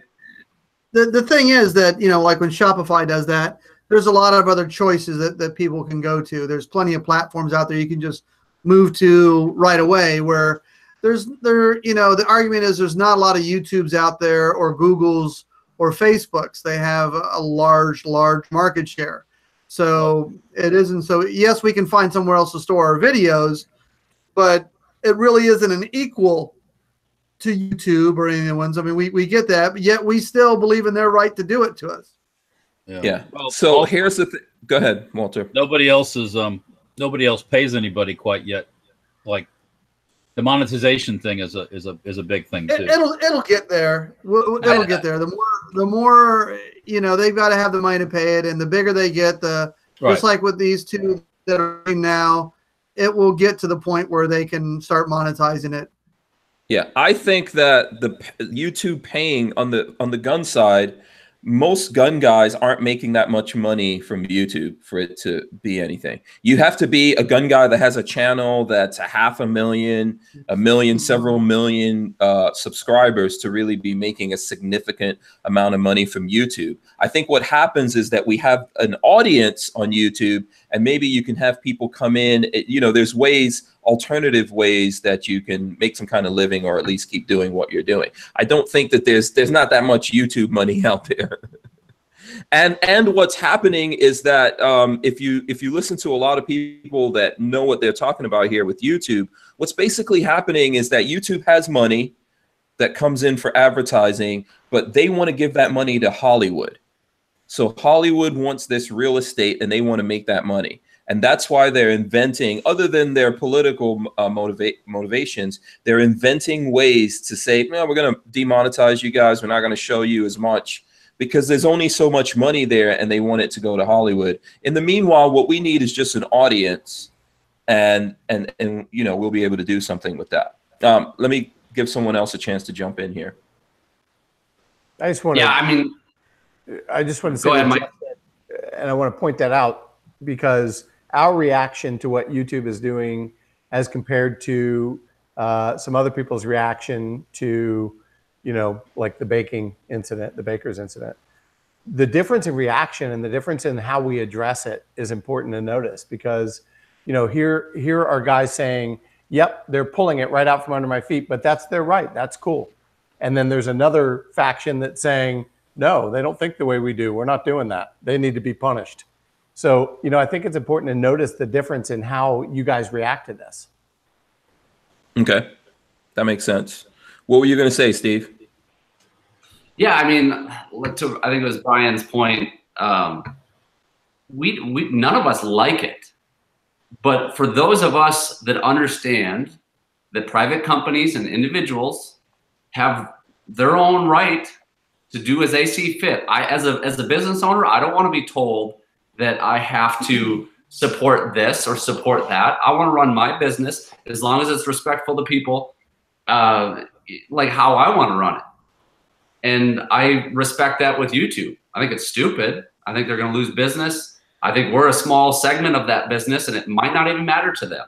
What I think we need to do is we need to bind together. We need to come together. And if I don't know much about these platforms, I'm gonna look them up. But I would like to see a bigger push, maybe from the NSSF or from the NRA or some of these groups that have the money, have the power to put efforts into that. And I know, I just listened to the last podcast that Jeff and Mike were on, and you guys talked a little bit about that and how these big nonprofits that we're putting money into because they're part of our voice and they have some power aren't really behind the YouTubers and the YouTube movement and the influencers. And that's a whole nother topic. But I really think we need to come together and figure out some solutions for ourselves because, like in the grand scheme of things, the gun industry, the outdoor industry is a pretty small segment of most people's businesses. YouTube, I'm sure we're a very, very small segment. And if they want to do away with us, they can. And that's their prerogative. But what we need to focus on is what can we do? I agree with that. And I think that even though we're a small section for them, we're big enough that if we did get together, that we can have our own ecosystem and we can all survive. And even more than that, I think people can actually thrive if they work hard enough, if they have enough creativity, if they're really offering something to that ecosystem. There's people that can really genuinely thrive in there without having to figure out all kinds of loopholes, through the algorithm. And I also agree with you that I think that it would be great if you had like the NRA or the NSSF coming on board and trying to do something about this. Unfortunately, there's a bunch of other things going on with them. And I think that lots of people are sitting on the sidelines. I think the NSSF sits on the sidelines. I think the NRA thinks that they've got the NRA TV, so they don't need to do anything about this. They want to control the message. And a lot of the industry itself is sitting on the sidelines right now thinking, let's see what happens, because they don't know. There's several options out there right now, and they don't know which is the one to throw support at. So they're kind of like sitting back and waiting for something to happen. I think that if you do that, and then you wake up one day and it's not just Alex Jones that got deplatformed. Well, it's been more than Alex Jones. Yeah, it's nothing. Yeah. He's the only one that's making big news, right? But one day you're going to wake up and it's going to be thousands of people that got deplatformed on YouTube, Facebook, Twitter, Instagram, and all of that. that day is going to be too late to do something about it. You know, you're going to be scrambling. And that's why I don't think people should pick one platform. Use them all and see who makes it and who doesn't. I know it's a little more work to post it in so many other places, but I think it's worthwhile. And it boils down to money. I mean, they all want to take the moral high ground, which is why they don't want anything to do with guns or this or that. And there is zero moral high ground. It's about money. And the reason I say that is, even though we're banned from advertising on Google or Facebook because we're in the firearms industry, they happily take Walmart and Cabela's money and run ads for them. And you can buy guns from them. So it really has nothing to do with the gun, even though they try to say that. It's about dollars. And even if they do have a moral objection to civilian gun ownership, it's only to a certain amount. And if you spend millions on advertising, then they'll look the other way for you. Yeah. I think it does come back, and I see some people saying it, and even what you just said, Jeff. I think a lot of this, the big part of this, is that there's only this pot of gold for YouTube, and they want that gold to go to Hollywood. They don't necessarily want it to go to us. They want Hollywood to come on board, right? What's happening now, we're living in a world where you've got Netflix, you've got Amazon, you've got YouTube. There's many different alternatives, and a lot of places are starting their own things. So like Disney and HBO, all these guys want to start up their own platforms. So now there's a fight for content. And I think YouTube wants to win Hollywood or get a big chunk of it. And they want to give that money over to the money that you're talking about. They want to give it to Hollywood. So therefore, we don't have a future. Not just us, lots of other people, not just gun guys. There's lots of other people out there that want to speak like their honest truth, no matter what it is. If they're talking about cars, or they're talking about golf, or they're talking about guns, or whatever it is, they want to be able to speak their truth, and they're looking for somewhere that they could do that without all these things getting thrown in their way to deliberately hobble them, right, or handicap them. So, you know, by the way, I see someone from Gun Streamers in the chat. If you guys wanted to ask direct questions, go ahead. But see, this is the point. See, the Gould brothers, yourself, these other online personalities, you're scaring Hollywood to death because you're taking their power. Because when people are watching you guys, they're not watching them, and they're so used to dictating where the advertising funds go, who gets to see what. And when you guys go out and make your own content, you know, you're wrecking their whole programming schedule. So believe me, Hollywood's not happy about this at all. Yeah. And go ahead. Yeah, it's not just the content, like the gun stuff and shooting and all that. It's what you say. What you're saying is not agreeing with Hollywood's party line either. When you say, I don't have to bake the cake for that gay guy, they're like, oh dear, we have opposition out here, and people are listening to that. We gotta do something about this. So, yes, they want the money, but they also want to quiet you. They don't want to see you shoot that clay bird, because you might give that person an idea that, hey, I can do that too. That looks like fun. Well, that's not the way we do things in Hollywood here. We've got to be a good little soldier. So eventually they'll all go away.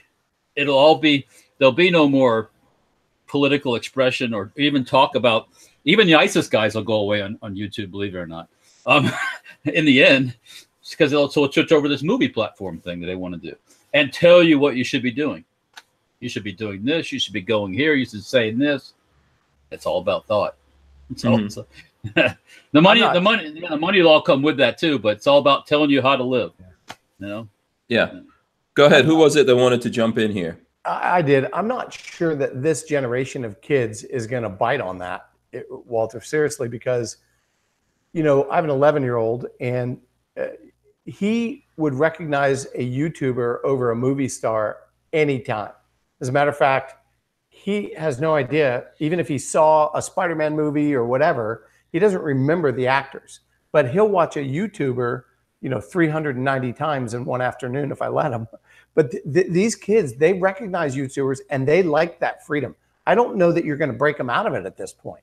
I don't know. There's a lot of them that know all the actors' names and the voices and who they do, what movies they've been in, the Marvel this, the Marvel that, the thing this. It's like, you know, it's like And they might like the other stuff too, but The thing is choice. The problem is, I think, for Hollywood, for the music business, they don't believe in choice. So in the music business for a long time, with me growing up looking at the music business, music came out, what was it, like Friday or something? There was a specific day, like the record labels made deals with each other. It was like a cartel consortium, the mafia.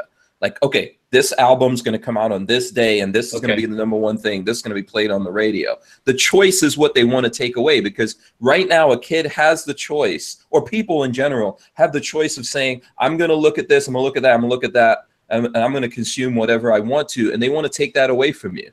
Right. Yeah. I mean, when you went, speaking of music, when you went from the 80s to the 90s, in the 80s you had lots of different. You had a different style. All of a sudden, the 90s came along, and we had to listen to grunge or whatever that crap was, and it all sounded the same. Sorry, it all sounded the same, and about people in their dirty clothes and everything else, and now all of a sudden, and about every 10 years, the genre gets changed in music thing, and they tell you what you're going to listen to. It's like, I don't want to. Yeah, because they're dictating to you. What were you going to say, Steve?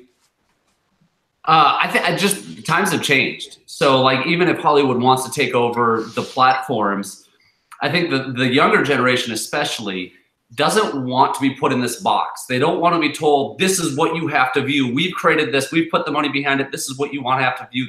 That choice, that option, the personalities, the authenticity is something that people are craving. So when you can do a chat and you got a guy that's eating food in the middle of the chat, they feel like it's a little bit more authentic, like they're actually connecting with real. True. That's what people are starving for, is actually real connection. Right. Yes. And Hollywood doesn't offer that, and these big productions don't offer that. And even talking more specifically to our industry, look at the big players and the content that they produce. Often, they don't connect with viewers. Why? Because they produce commercials. They produce highly polished things that don't speak to what people are looking for. They don't engage with people. And that's what we have to offer. That's what you have to offer. That's what real people in the industry have to offer. Yeah, right. I totally agree with you on that. I think it's not real in a lot of different ways, and everyone knows it.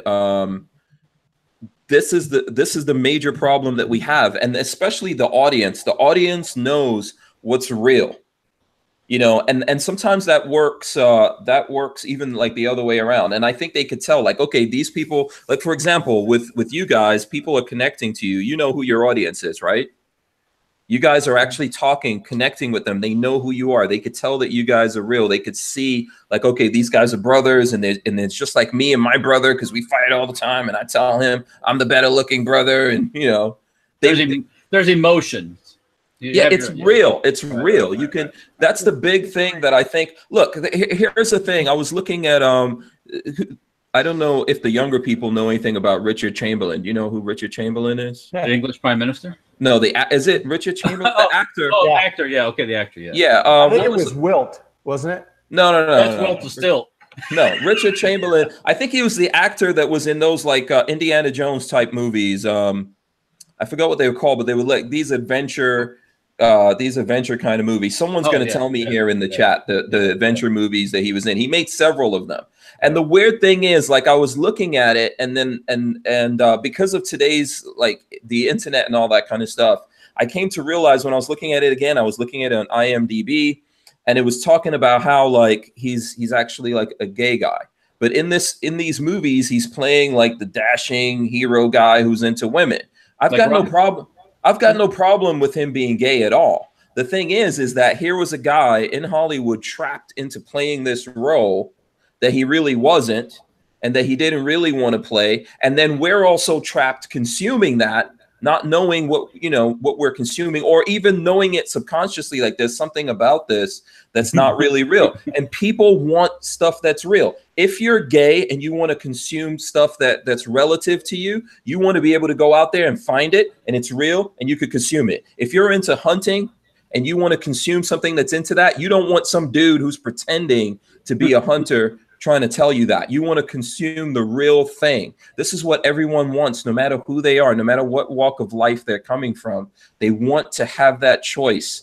Brian Quick is mentioning Rock Hudson. There's a lot of people playing roles that they don't really want to play. And it's, yeah, there's a lot of that going on. People want the real stuff, and it's too late. I think with the internet now, even YouTube is easy, right? That's the easy one. But these other things are just a few clicks away. It's not that we just have to be willing to do that little extra work of clicking on one or two extra things, and we could very easily get to like a Gunstreamer or YouTube. You know, I think Gunstreamer has an app, right? So, and I'm sure you guys, a lot of people are looking at your channel, the Gould Brothers, on via mobile, right? Yeah. Oh yeah, a large percentage.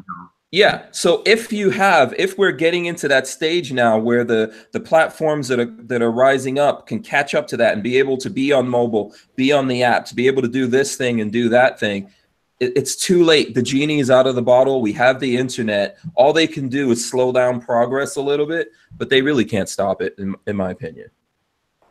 Yeah, I agree. It's going to be interesting to see what happens with all these movie channels or the movie venues, because they're all vying for one audience or a couple, you know, and Walmart's getting in. They're going to undercut this one, and this one's going to come in, and they're going to do something different. So eventually, they're going to either there's going to be where they all turn into one big one, which is really bad, because then there's big brother, or they'll just implode. So I don't know, or maybe something else will come out of that whole Netflix movie thing, you know, where people get. Maybe it'll be like Facebook is getting to be, where people are getting tired of it, and it'll just run its course, and something else will evolve out of that. Because every time I turn Facebook on lately, it's like, God dang, I already saw this ad, I already saw this thing. It's like even when you hit most recents, there it is again. It's like, yeah. You know, what were you going to? With technology, you know, everybody likes something new, and everybody wants the next new thing. So, you know, when you're on top in the technology world, your days are already starting to get numbered, because there's always somebody going for your spot. And, you know, again, it goes back to things like IBM and MySpace. Who has an IBM computer? Nobody, unless it's a massive server, right? And MySpace was all, you know, was all over the place. And now, you know, it's a joke. And, you know, my daughter's in her 20s, and she uses Facebook to talk to grandma. You know, she doesn't use it to talk to her friends or watch anything, maybe a cat video, but, you know, she's on to way other platforms, and that's where it's going to go. And I think that's going to be a revolving door of the Wild West for quite some time to come, because it's just so easy for all of us to get on multiple channels at one time, and everybody can find out where they want to get it. And it really is great. I think it's a time in our history that's going to really be interesting, because before you had to go find an agent, you had to get a producer that liked you, all these other things. Any schmo can put a video up. You had to do a lot more than that. There was a casting couch that was deeper than a lot of people think it is. Those still exist. Yeah. It didn't matter who you were, male or female, that couch was there. But now you can control a lot of your own destiny, and even if we get cut out of other platforms, we can move on to others. They might not be as successful yet, but, you know, it's okay to be known as the pioneers on the other ones. Yeah, I agree with that. I think the Gould Brothers have something to add to this. Do you guys have something to add?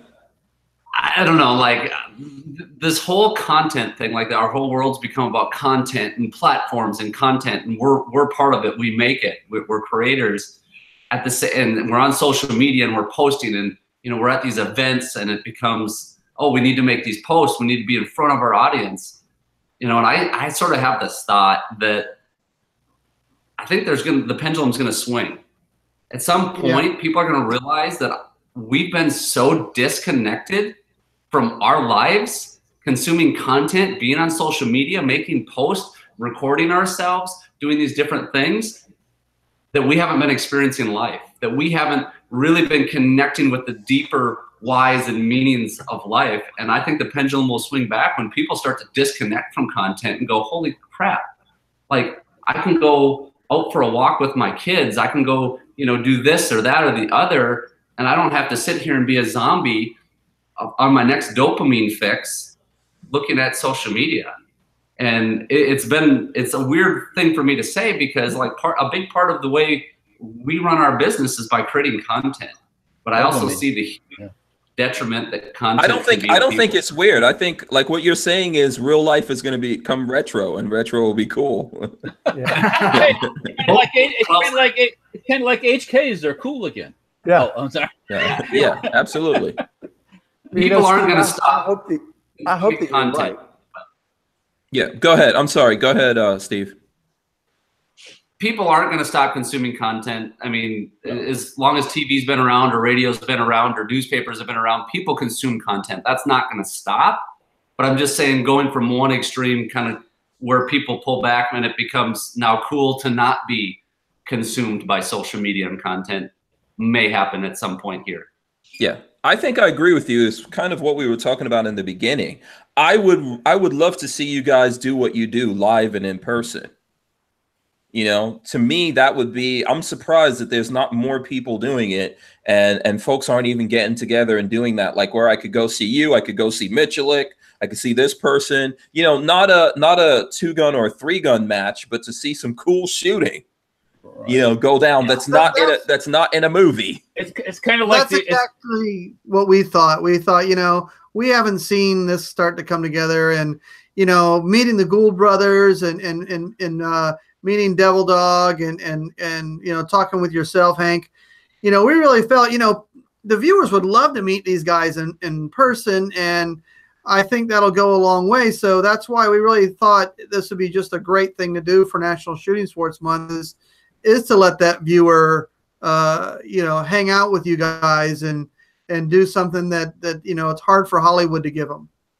Okay, very cool. Walter, sorry you got cut off there. No, that's what it's kind of speaking of retro, it's kind of like going back to Buffalo Bill's Wild West show. Yeah, Eddie Oakley. Where people gather and they see people that shoot, and they see a buffalo. I mean, it's something that simple, where it's like, oh, it's kind of like the circus. Who's been here to the circus? Me. Yeah. How many kids now have been to the real circus? A lot of circuses are disappearing. They're gone because this, that, the other, money and stuff. But also, they're not politically correct. Right? Yeah. So that makes it even more I want to go. So how many? For example, like hunting shows. How many hunting shows actually show them kill the animal?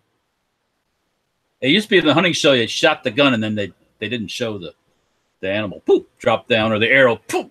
Now a lot of them do now because that's what people want to see. They want to see the end result. Mm-hmm. So that's the same kind of thing. You want to. I don't know how you describe it. It's like the kids going out and playing. How many kids go out and play now? Go out and get dirty and play, run through the neighborhood like banshees, like we used to do. Get into trouble. Yeah, they don't do it. They're sitting there looking at somebody else get in trouble on the internet. Yeah. Well, I agree with Steve. I think it is a pendulum and it swings back and forward. But I think that people want both, right? We'll constantly be like that. We'll get tired of everything is a video game or everything is on YouTube, and you want to actually live it, and then you'll go out and live it, and then you're like, wait a second, I need a break from reality. Let me go. Let me ask you this, Hank: Is it shooting this for real? Is that like a video game? No, it's way better, man. Is it anything like a video game? No, it isn't. No, I think it's way better. It's just like talking. Like we're this kind of thing, this live thing that we're doing is people being able to talk, because we're living in ways now where guys aren't connecting like they used to anymore. Right. So this is the closest thing to us talking. But when I go out and I actually see people, for me, I think it's even more fun than shooting, and shooting is incredibly enjoyable. It's great to actually sit down and talk to real dudes, like like real men. There's a thrill. You get to hang out and have a drink and talk and have discussions and argue a little bit and mess with each other, and it's like, oh, that's what it used to be like to be a human being. I think what we're doing too here, and touching on what Steve said, people are starving for a real connection now. One of the things that the internet has done has separated people from that exact thing that you're talking about, Hank. But, you know, people are starving for a connection. And when we get together like this, and we get together for events where everybody's together and collaborating, and different YouTubers together on each other's show, people are actually craving watching the connection between the creators, because that's what it's come to. They're actually watching someone else make a connection. But having these live events, I believe the more that we do, I think this thing should ramp up big, because it will encourage people to come out and be a part of something that, you know, it's just like if you see a movie star in a restaurant, you're like, whoa, you know, you get starstruck. And it's not going to be any different when they come out and meet you or Steve and Aaron or you know, Devil Dog Gamer, any of them. They've been watching these guys a lot, and they're going to be like, wow, this is so cool. The more that we collaborate, the more that we put these things together, the more we're going to promote people getting into the sport of, you know, shooting. Because, you know, there's a younger generation. I love what Devil Dog Gamer does. He was a gamer that started bringing people into, you know, real firearms. Same with T. Ivan, same thing, or Tyvan. You can call him T. Ivan. I like that. I think it's T to the Ivan. I think that's really cool, though, that we're able to create this. And I'm hoping that what we're doing here will be something that we do a lot of, and that we see really start to grow. I agree. Okay, so should we switch in the 15 minutes that we have left? Talk about some guns. Throw some guns up. Who's got guns? Yeah, hey, I know the Gould brothers are the only ones that have shown guns. Well, Walter's shown some guns too. What's up, Walter? I found this. I was going through my stuff last night. I found the K front grip. Oh, look at that! Oh, it feels so good in my hands. Nothing like a video game at all. A lot of sexiness. Oh, there's a lot of sexy there. Okay, let's see what there's. Okay, there we go. Go ahead, Jeff. This is one of my favorites because my daughter made this one. Oh, very nice. It is a change barrel gun on our patented change barrel system, so you can put basically whatever caliber you like on it. She built this one with a 308 barrel, but there's a bunch of other barrels we can put on it. And okay, so this is a system that belongs to Okeechobee Shooting Sports. Yep. Okay. So the 4-barrel set is a full Nelson, and 2-barrel set's a half Nelson. Okay. Half Nelson, but, full Nelson. It's pretty nice to build this with your dad. You know, it's got a special place for me just for that reason. But you know, they do a really good job on it. It's you know, it came out great. And what's the setup? What kind of barrel is that? Well, we do this one's a triangle barrel like a Remington VTR, and we start with a 700 action, and then we put our patented lug on it and make the barrel to fit it, and flute the bolt, tactical handle, single set trigger, all those little goodies. So, you know, gives you a lot of options to do what you want to do. Okay, very cool. Moobutt says, finally, Gorn. Gorn's coming out. There you go. Okay, Walter. Yeah, very nice. That's really cool. I do like that, man. I got to check that system out when I'm there. Walter, what was that? You were just flashing gun, throwing. Anybody here like flare pistols? Yeah, that's cool. That's an old school. Yeah, this is actually I pulled it out last night too when I was digging around looking for something else, and it actually is kind of interesting. It was made in Czechoslovakia, but I think it was used by the East Germans. There's all kinds of debate about it, but yeah, that looks like something someone would take and make it into a sci-fi gun. Well, it's a possibility. Yes, but anyways, yeah, for someone who's getting into stuff like this, flare guns are pretty affordable thing to collect, and they're legal in most places too, because it's a signaling device, unless you live in one of these communist cities like New York or something like that. But yeah, and if you need to, you could send a signal right up someone's patootie. You don't want to get hit with a 26.5 millimeter flare. No, you don't want to. HK made a semi-automatic flare gun. I don't know if you know that. Really? Probably. Yep. Yeah. Magazine fed pistol that was a flare gun. Oh, yes. That the small, it's kind of a funky looking thing. It doesn't look like a typical flare gun, if I'm not mistaken. No, it looks more like a regular semi-automatic pistol of the day in some ways, but you know, not too many semi-automatic flare guns out there. Yeah. No, Jeff, somebody asked Jeff if that firearm you just showed is for sale. Well, that particular one is not, but they can get it. We can make another one like it. Yeah, his daughter built that one, so he's probably not selling it anytime soon. Yeah, probably not. Yeah, but you guys, is that on your website? That's out of our custom shop, so it's not like a part number gun. We build a lot of custom rifles out of our gun shop, so everybody kind of picks out what they like. Their own stock, their own barrel contours or fluting, that sort of thing. Okay, very cool. All right, who's got more? Who's got Gorn? Let me see. The Gould brothers, you went and pulled. Did you guys get some Gorn? What? That's a sexy beast right there. That's the is that the AR-10 from the skeet shooting? Yep, it's from the video that we shot 200 and 300 yards, or clay out of the air 200 and 300 yards. An APF 6.5 Creekcore, got a Vortex scope on it. We also shot this Razor HD Gen 2 scope with a custom Cerakote job. That paint job looks great. I like that. Distress. Distressed look. That's awesome. Yeah, I love it. I love it too. Done a couple cool shots with this gun. Aaron shot the clay out of the air at 300 yards, flying clay, not just clay at 300 yards, a flying one. And then shot we did a shot. We were trying to shoot a mile. We had to back it off a little bit because we didn't have enough adjustment in scope. What'd you end up shooting? 1680. 1680 yards, hit a target with the 6.5 Creedmoor, but definitely just a blast to shoot. Yeah, the 6.5 Creedmoor is amazing. Yeah, for sure. The hit a clay pigeon out of the air with a rifle is just incredible on its own. Yes. Yeah, moving. It's a pretty good feeling. It's one of those deals where it's like, obviously, practically, it has no practical value, right? But to be able to send a bullet 300 yards through the air, or whether you're shooting a 22. Wait, that has practical value, man. Drones. Yeah, there you go. Drones, dude. All over the place. Pick them up. Hint. That's an idea. That's a video. Yeah.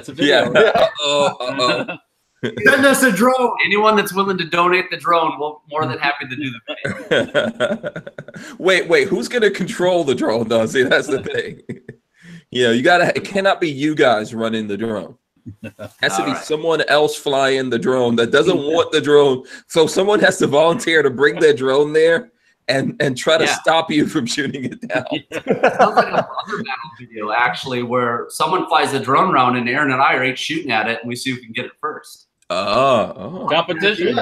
Competition. I like that. Yeah. I like that one. Yeah, that's a really cool gun, man. So do you know who did the paint job on that? Or the Cerakote is Deadeye Liquid Graphics. We're actually just 40 minutes from where we live. Say it one more time. Deadeye Liquid Graphics. Deadeye Liquid Graphics. Yeah, the same ones that did these SX4s for us, and they make a lot of our guns look pretty awesome. Okay, very cool. Shout out to those guys. All right, let's see who else has Gorn. Who else has Gorn? I want to bring out. So here's my Gorn right here. So hold on, let me lock this. Let me lock this on. That looks familiar. So this is my old Scorpion, CZ Scorpion right here. Yes, it does have the Safety Harbor retractable stock right there. Check that out. This is the tail hook. So this is a pistol brace. And believe it or not, it actually works. So it opens down like that. I don't know if you guys have ever seen this before. So basically, you can shoulder it maybe if the ATF says so or they don't say so. The thing is, it actually is a practical brace. If you put that down like this, you can put it in there and it really does stabilize your arm if you're holding out something like that. Yeah. So there you go. Go ahead, Walter. You're going to say something? I shot the 50 cal with a brace like that. So yeah. Yes, absolutely. And I've got the Yeti pistol grip on here. That's a nice grip, yeah. Yeah. And let me see what else. I've done some other things on here, but I don't know if it does have a different kind of trigger, but I don't know if I should talk about that. Yeah. Thank you. What caliber is that? Huh? What caliber is that? 9mm. I know. So there's the magazine for the Scorpion. They're relatively affordable magazines, 9mm stuff. They're not too bad. Yeah. It's not too bad. The gun's not too bad itself. This is an older one, and Walther, Safety Harbor Firearms, Walter's company, makes the stock here that goes on it. He doesn't make the tail hook, but he makes everything else so that you can put the tail hook. You don't have one. You have like a regular stock, right? Yeah, Walter? for everything we have a tail hook. We have a regular stock too. Yep. Yeah. So if you want to do pistol, the tail hook is the option that you guys have right now, right? If you want to go. Yeah. If you want to put it like on a carbine or an SBR, you can go regular stock. Yeah. Yeah. So there you go. This is actually pretty cool. Yeah, this is one of our stocks here too on the MP5K, which is with the regular normal. This here is a this gun is a go fast gun. It's got a switch. It's got the third position. Yeah. So yeah. Full auto. Yeah, how much do the Gould brothers shoot full auto stuff? Do you guys shoot it a lot? Not as much as we would like to. We don't live in one of those states where that's easy to do. So yeah, not a whole lot. We have, of course, but we've only been able to have suppressors for 2 years, I think. So man, you poor guy. Like, I didn't know Minnesota was that terrible. Like 5 months of winter and you just started shooting suppressors. And no palm trees. No. Palm trees I could live with. I can live without palm trees too, actually. What do you decorate for Christmas if you don't have palm trees? I think they're called pine trees. Pine trees, exactly. Yeah. We have pine trees up here. I don't know. Lots of those, yeah. I don't know about you guys in Okeechobee. Yeah, you could always dress up the alligators in Okeechobee. Yeah, for Christmas, you know. Well, I'll watch somebody try that. Yeah. Minnesota's the California of the North. I got two Thorns. This is my first AR that I had when I was a kid, so it's SP1, 40-something years old. At least the SP1. Okay, I thought it would be like older than that because you're saying when you were. It might be older than that, but it's at least that. And the reason I kind of bring this one up is that Colt is now bringing them back to sell, and they want $2,200. Oh God! SP1. I saw that. I saw that, and I was like, "Oh my God! Here's a company that can't is going broke, and they're trying to sell a AR-15 for $2,000 just because it's old." Yeah, that's because the retro thing is back, like we were talking about before, right? But they own all. They probably got a warehouse full of that stuff. It's like, they got to make up for all the stuff they haven't been selling. Well, sell it for $1,000 and make them as fast as you can. Sell them as fast as you make them. You know, it's like, I don't know. Yeah, I didn't understand that one. Let's put it this way: I didn't order any for the shop at that kind of price. Here's a gun from when Jeff was really a kid. There you go. At least it's him this time, not me. Yeah. Go ahead, Jeff. I'm sorry. I couldn't resist, man. You put the gun up. You put the gun. You know, nothing like having the original old school stuff. You know, it's got such character to it, and you know, it's pretty cool. I'm just amazed at what they can make without power tools several centuries ago.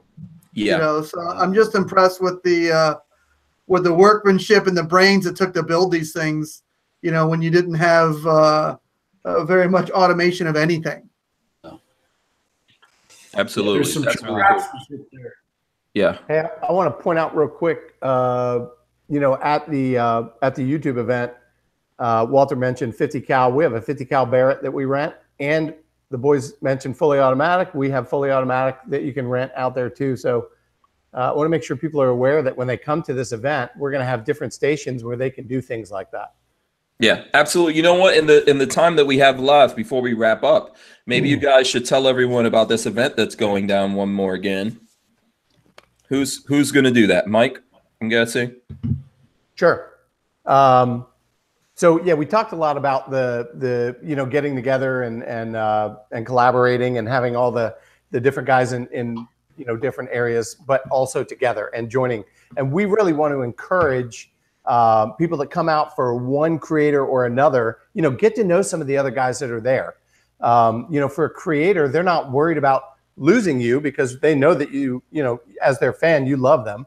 but it's an opportunity for you to meet some of the other creators and love them too, and subscribe to them as well. So we want to really encourage that. But we're going to have a great day. We're going to have all kinds of cool stuff going on out there during the event, and you'll have the opportunity, you know, as an attendee, to not just hang out with them, but shoot with your favorite creator.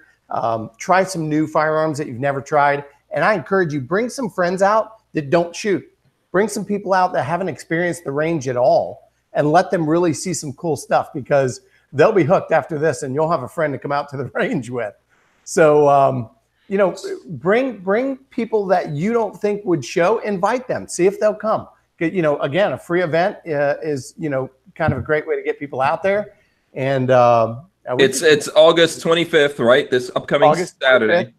Starts at 10 o'clock. You can do your online waiver before you come on our website at www.okshooting.com. So if you want to do your waiver before you come, you can. If not, when you get there, we have you know, digital stations set up all over for you to do your waivers. So if you come, even if you're not going to shoot, important that you come into the main pro shop first and fill out your waiver and come check it out. And it's free to come out there to hang out with everyone. But if you want to shoot guns and things like that, there's gonna be what's that, Jeff? Yeah, then they'll buy a range pass if they want to start shooting things. But free to hang out with you guys. Discount a range pass. So yeah. All right, very cool. So it's August 25th, Okeechobee Shooting Sports in Okeechobee, Florida. If you're looking at a map of America, it's, you know, Florida is basically the dingus of America. Look for that big spot, that big lake. Yeah, and the big eye hole in Florida. That's Okeechobee. That's where this is going down. You can see it from space. Yeah. So there you go. All right. I don't know. Were there any other things that you guys wanted to add? I know there's a link in the description that people could go to. I don't know if there's anything else that Jeff or Mike wanted to add to that. I just wanted to thank you, man, for having us on, and we're excited to have you down. We're excited to have the Gould brothers down, and hopefully, Walter, you come down too. We're really excited to host this, but we appreciate you, you know, having us on and letting us talk about the event. And we're really excited to have you, Hank, because I know that you're big into collaboration too, and the Gould brothers are friends of ours. We love those guys. So we're excited. And I'm excited for you guys to meet Devil Dog Gamer. He's a really cool guy too. So it's going to be great. Awesome. Awesome. Thank you. Okay, Walter, I don't know. Let me start with Jeff. Jeff, is there anything you wanted to add before we wrap up here? Same as Mike. Just happy to see everybody together. Looking forward to spending some great time with you guys, and hopefully looking forward to put a great event on for your fans to enjoy as well. Awesome, thanks. Okay, Walter, what do you have going on this week? And let me remind everyone, we're doing today, tomorrow, Tuesday, and then Wednesday, and then I'm breaking to go on the road. So go ahead, Walter. Something I wonder, I've been forgetting to mention is we're going to have a little sale on our Keg 12 shotguns. So we got a bunch of them sitting on the shelf, and we're going to lower the price down to a really good price point, and we're going to move them out. Now, those are AOWs now, so $5 tax stamp, all the paperwork. But we've got 410s, 20 gauge, 12 gauge Mossbergs, and then 12 gauge Remingtons. So I haven't decided exactly the price, but it's going to be good. So if you're coming down, do you want to bring any of those with you? I can bring some along. We can bust some caps. Yeah, sure.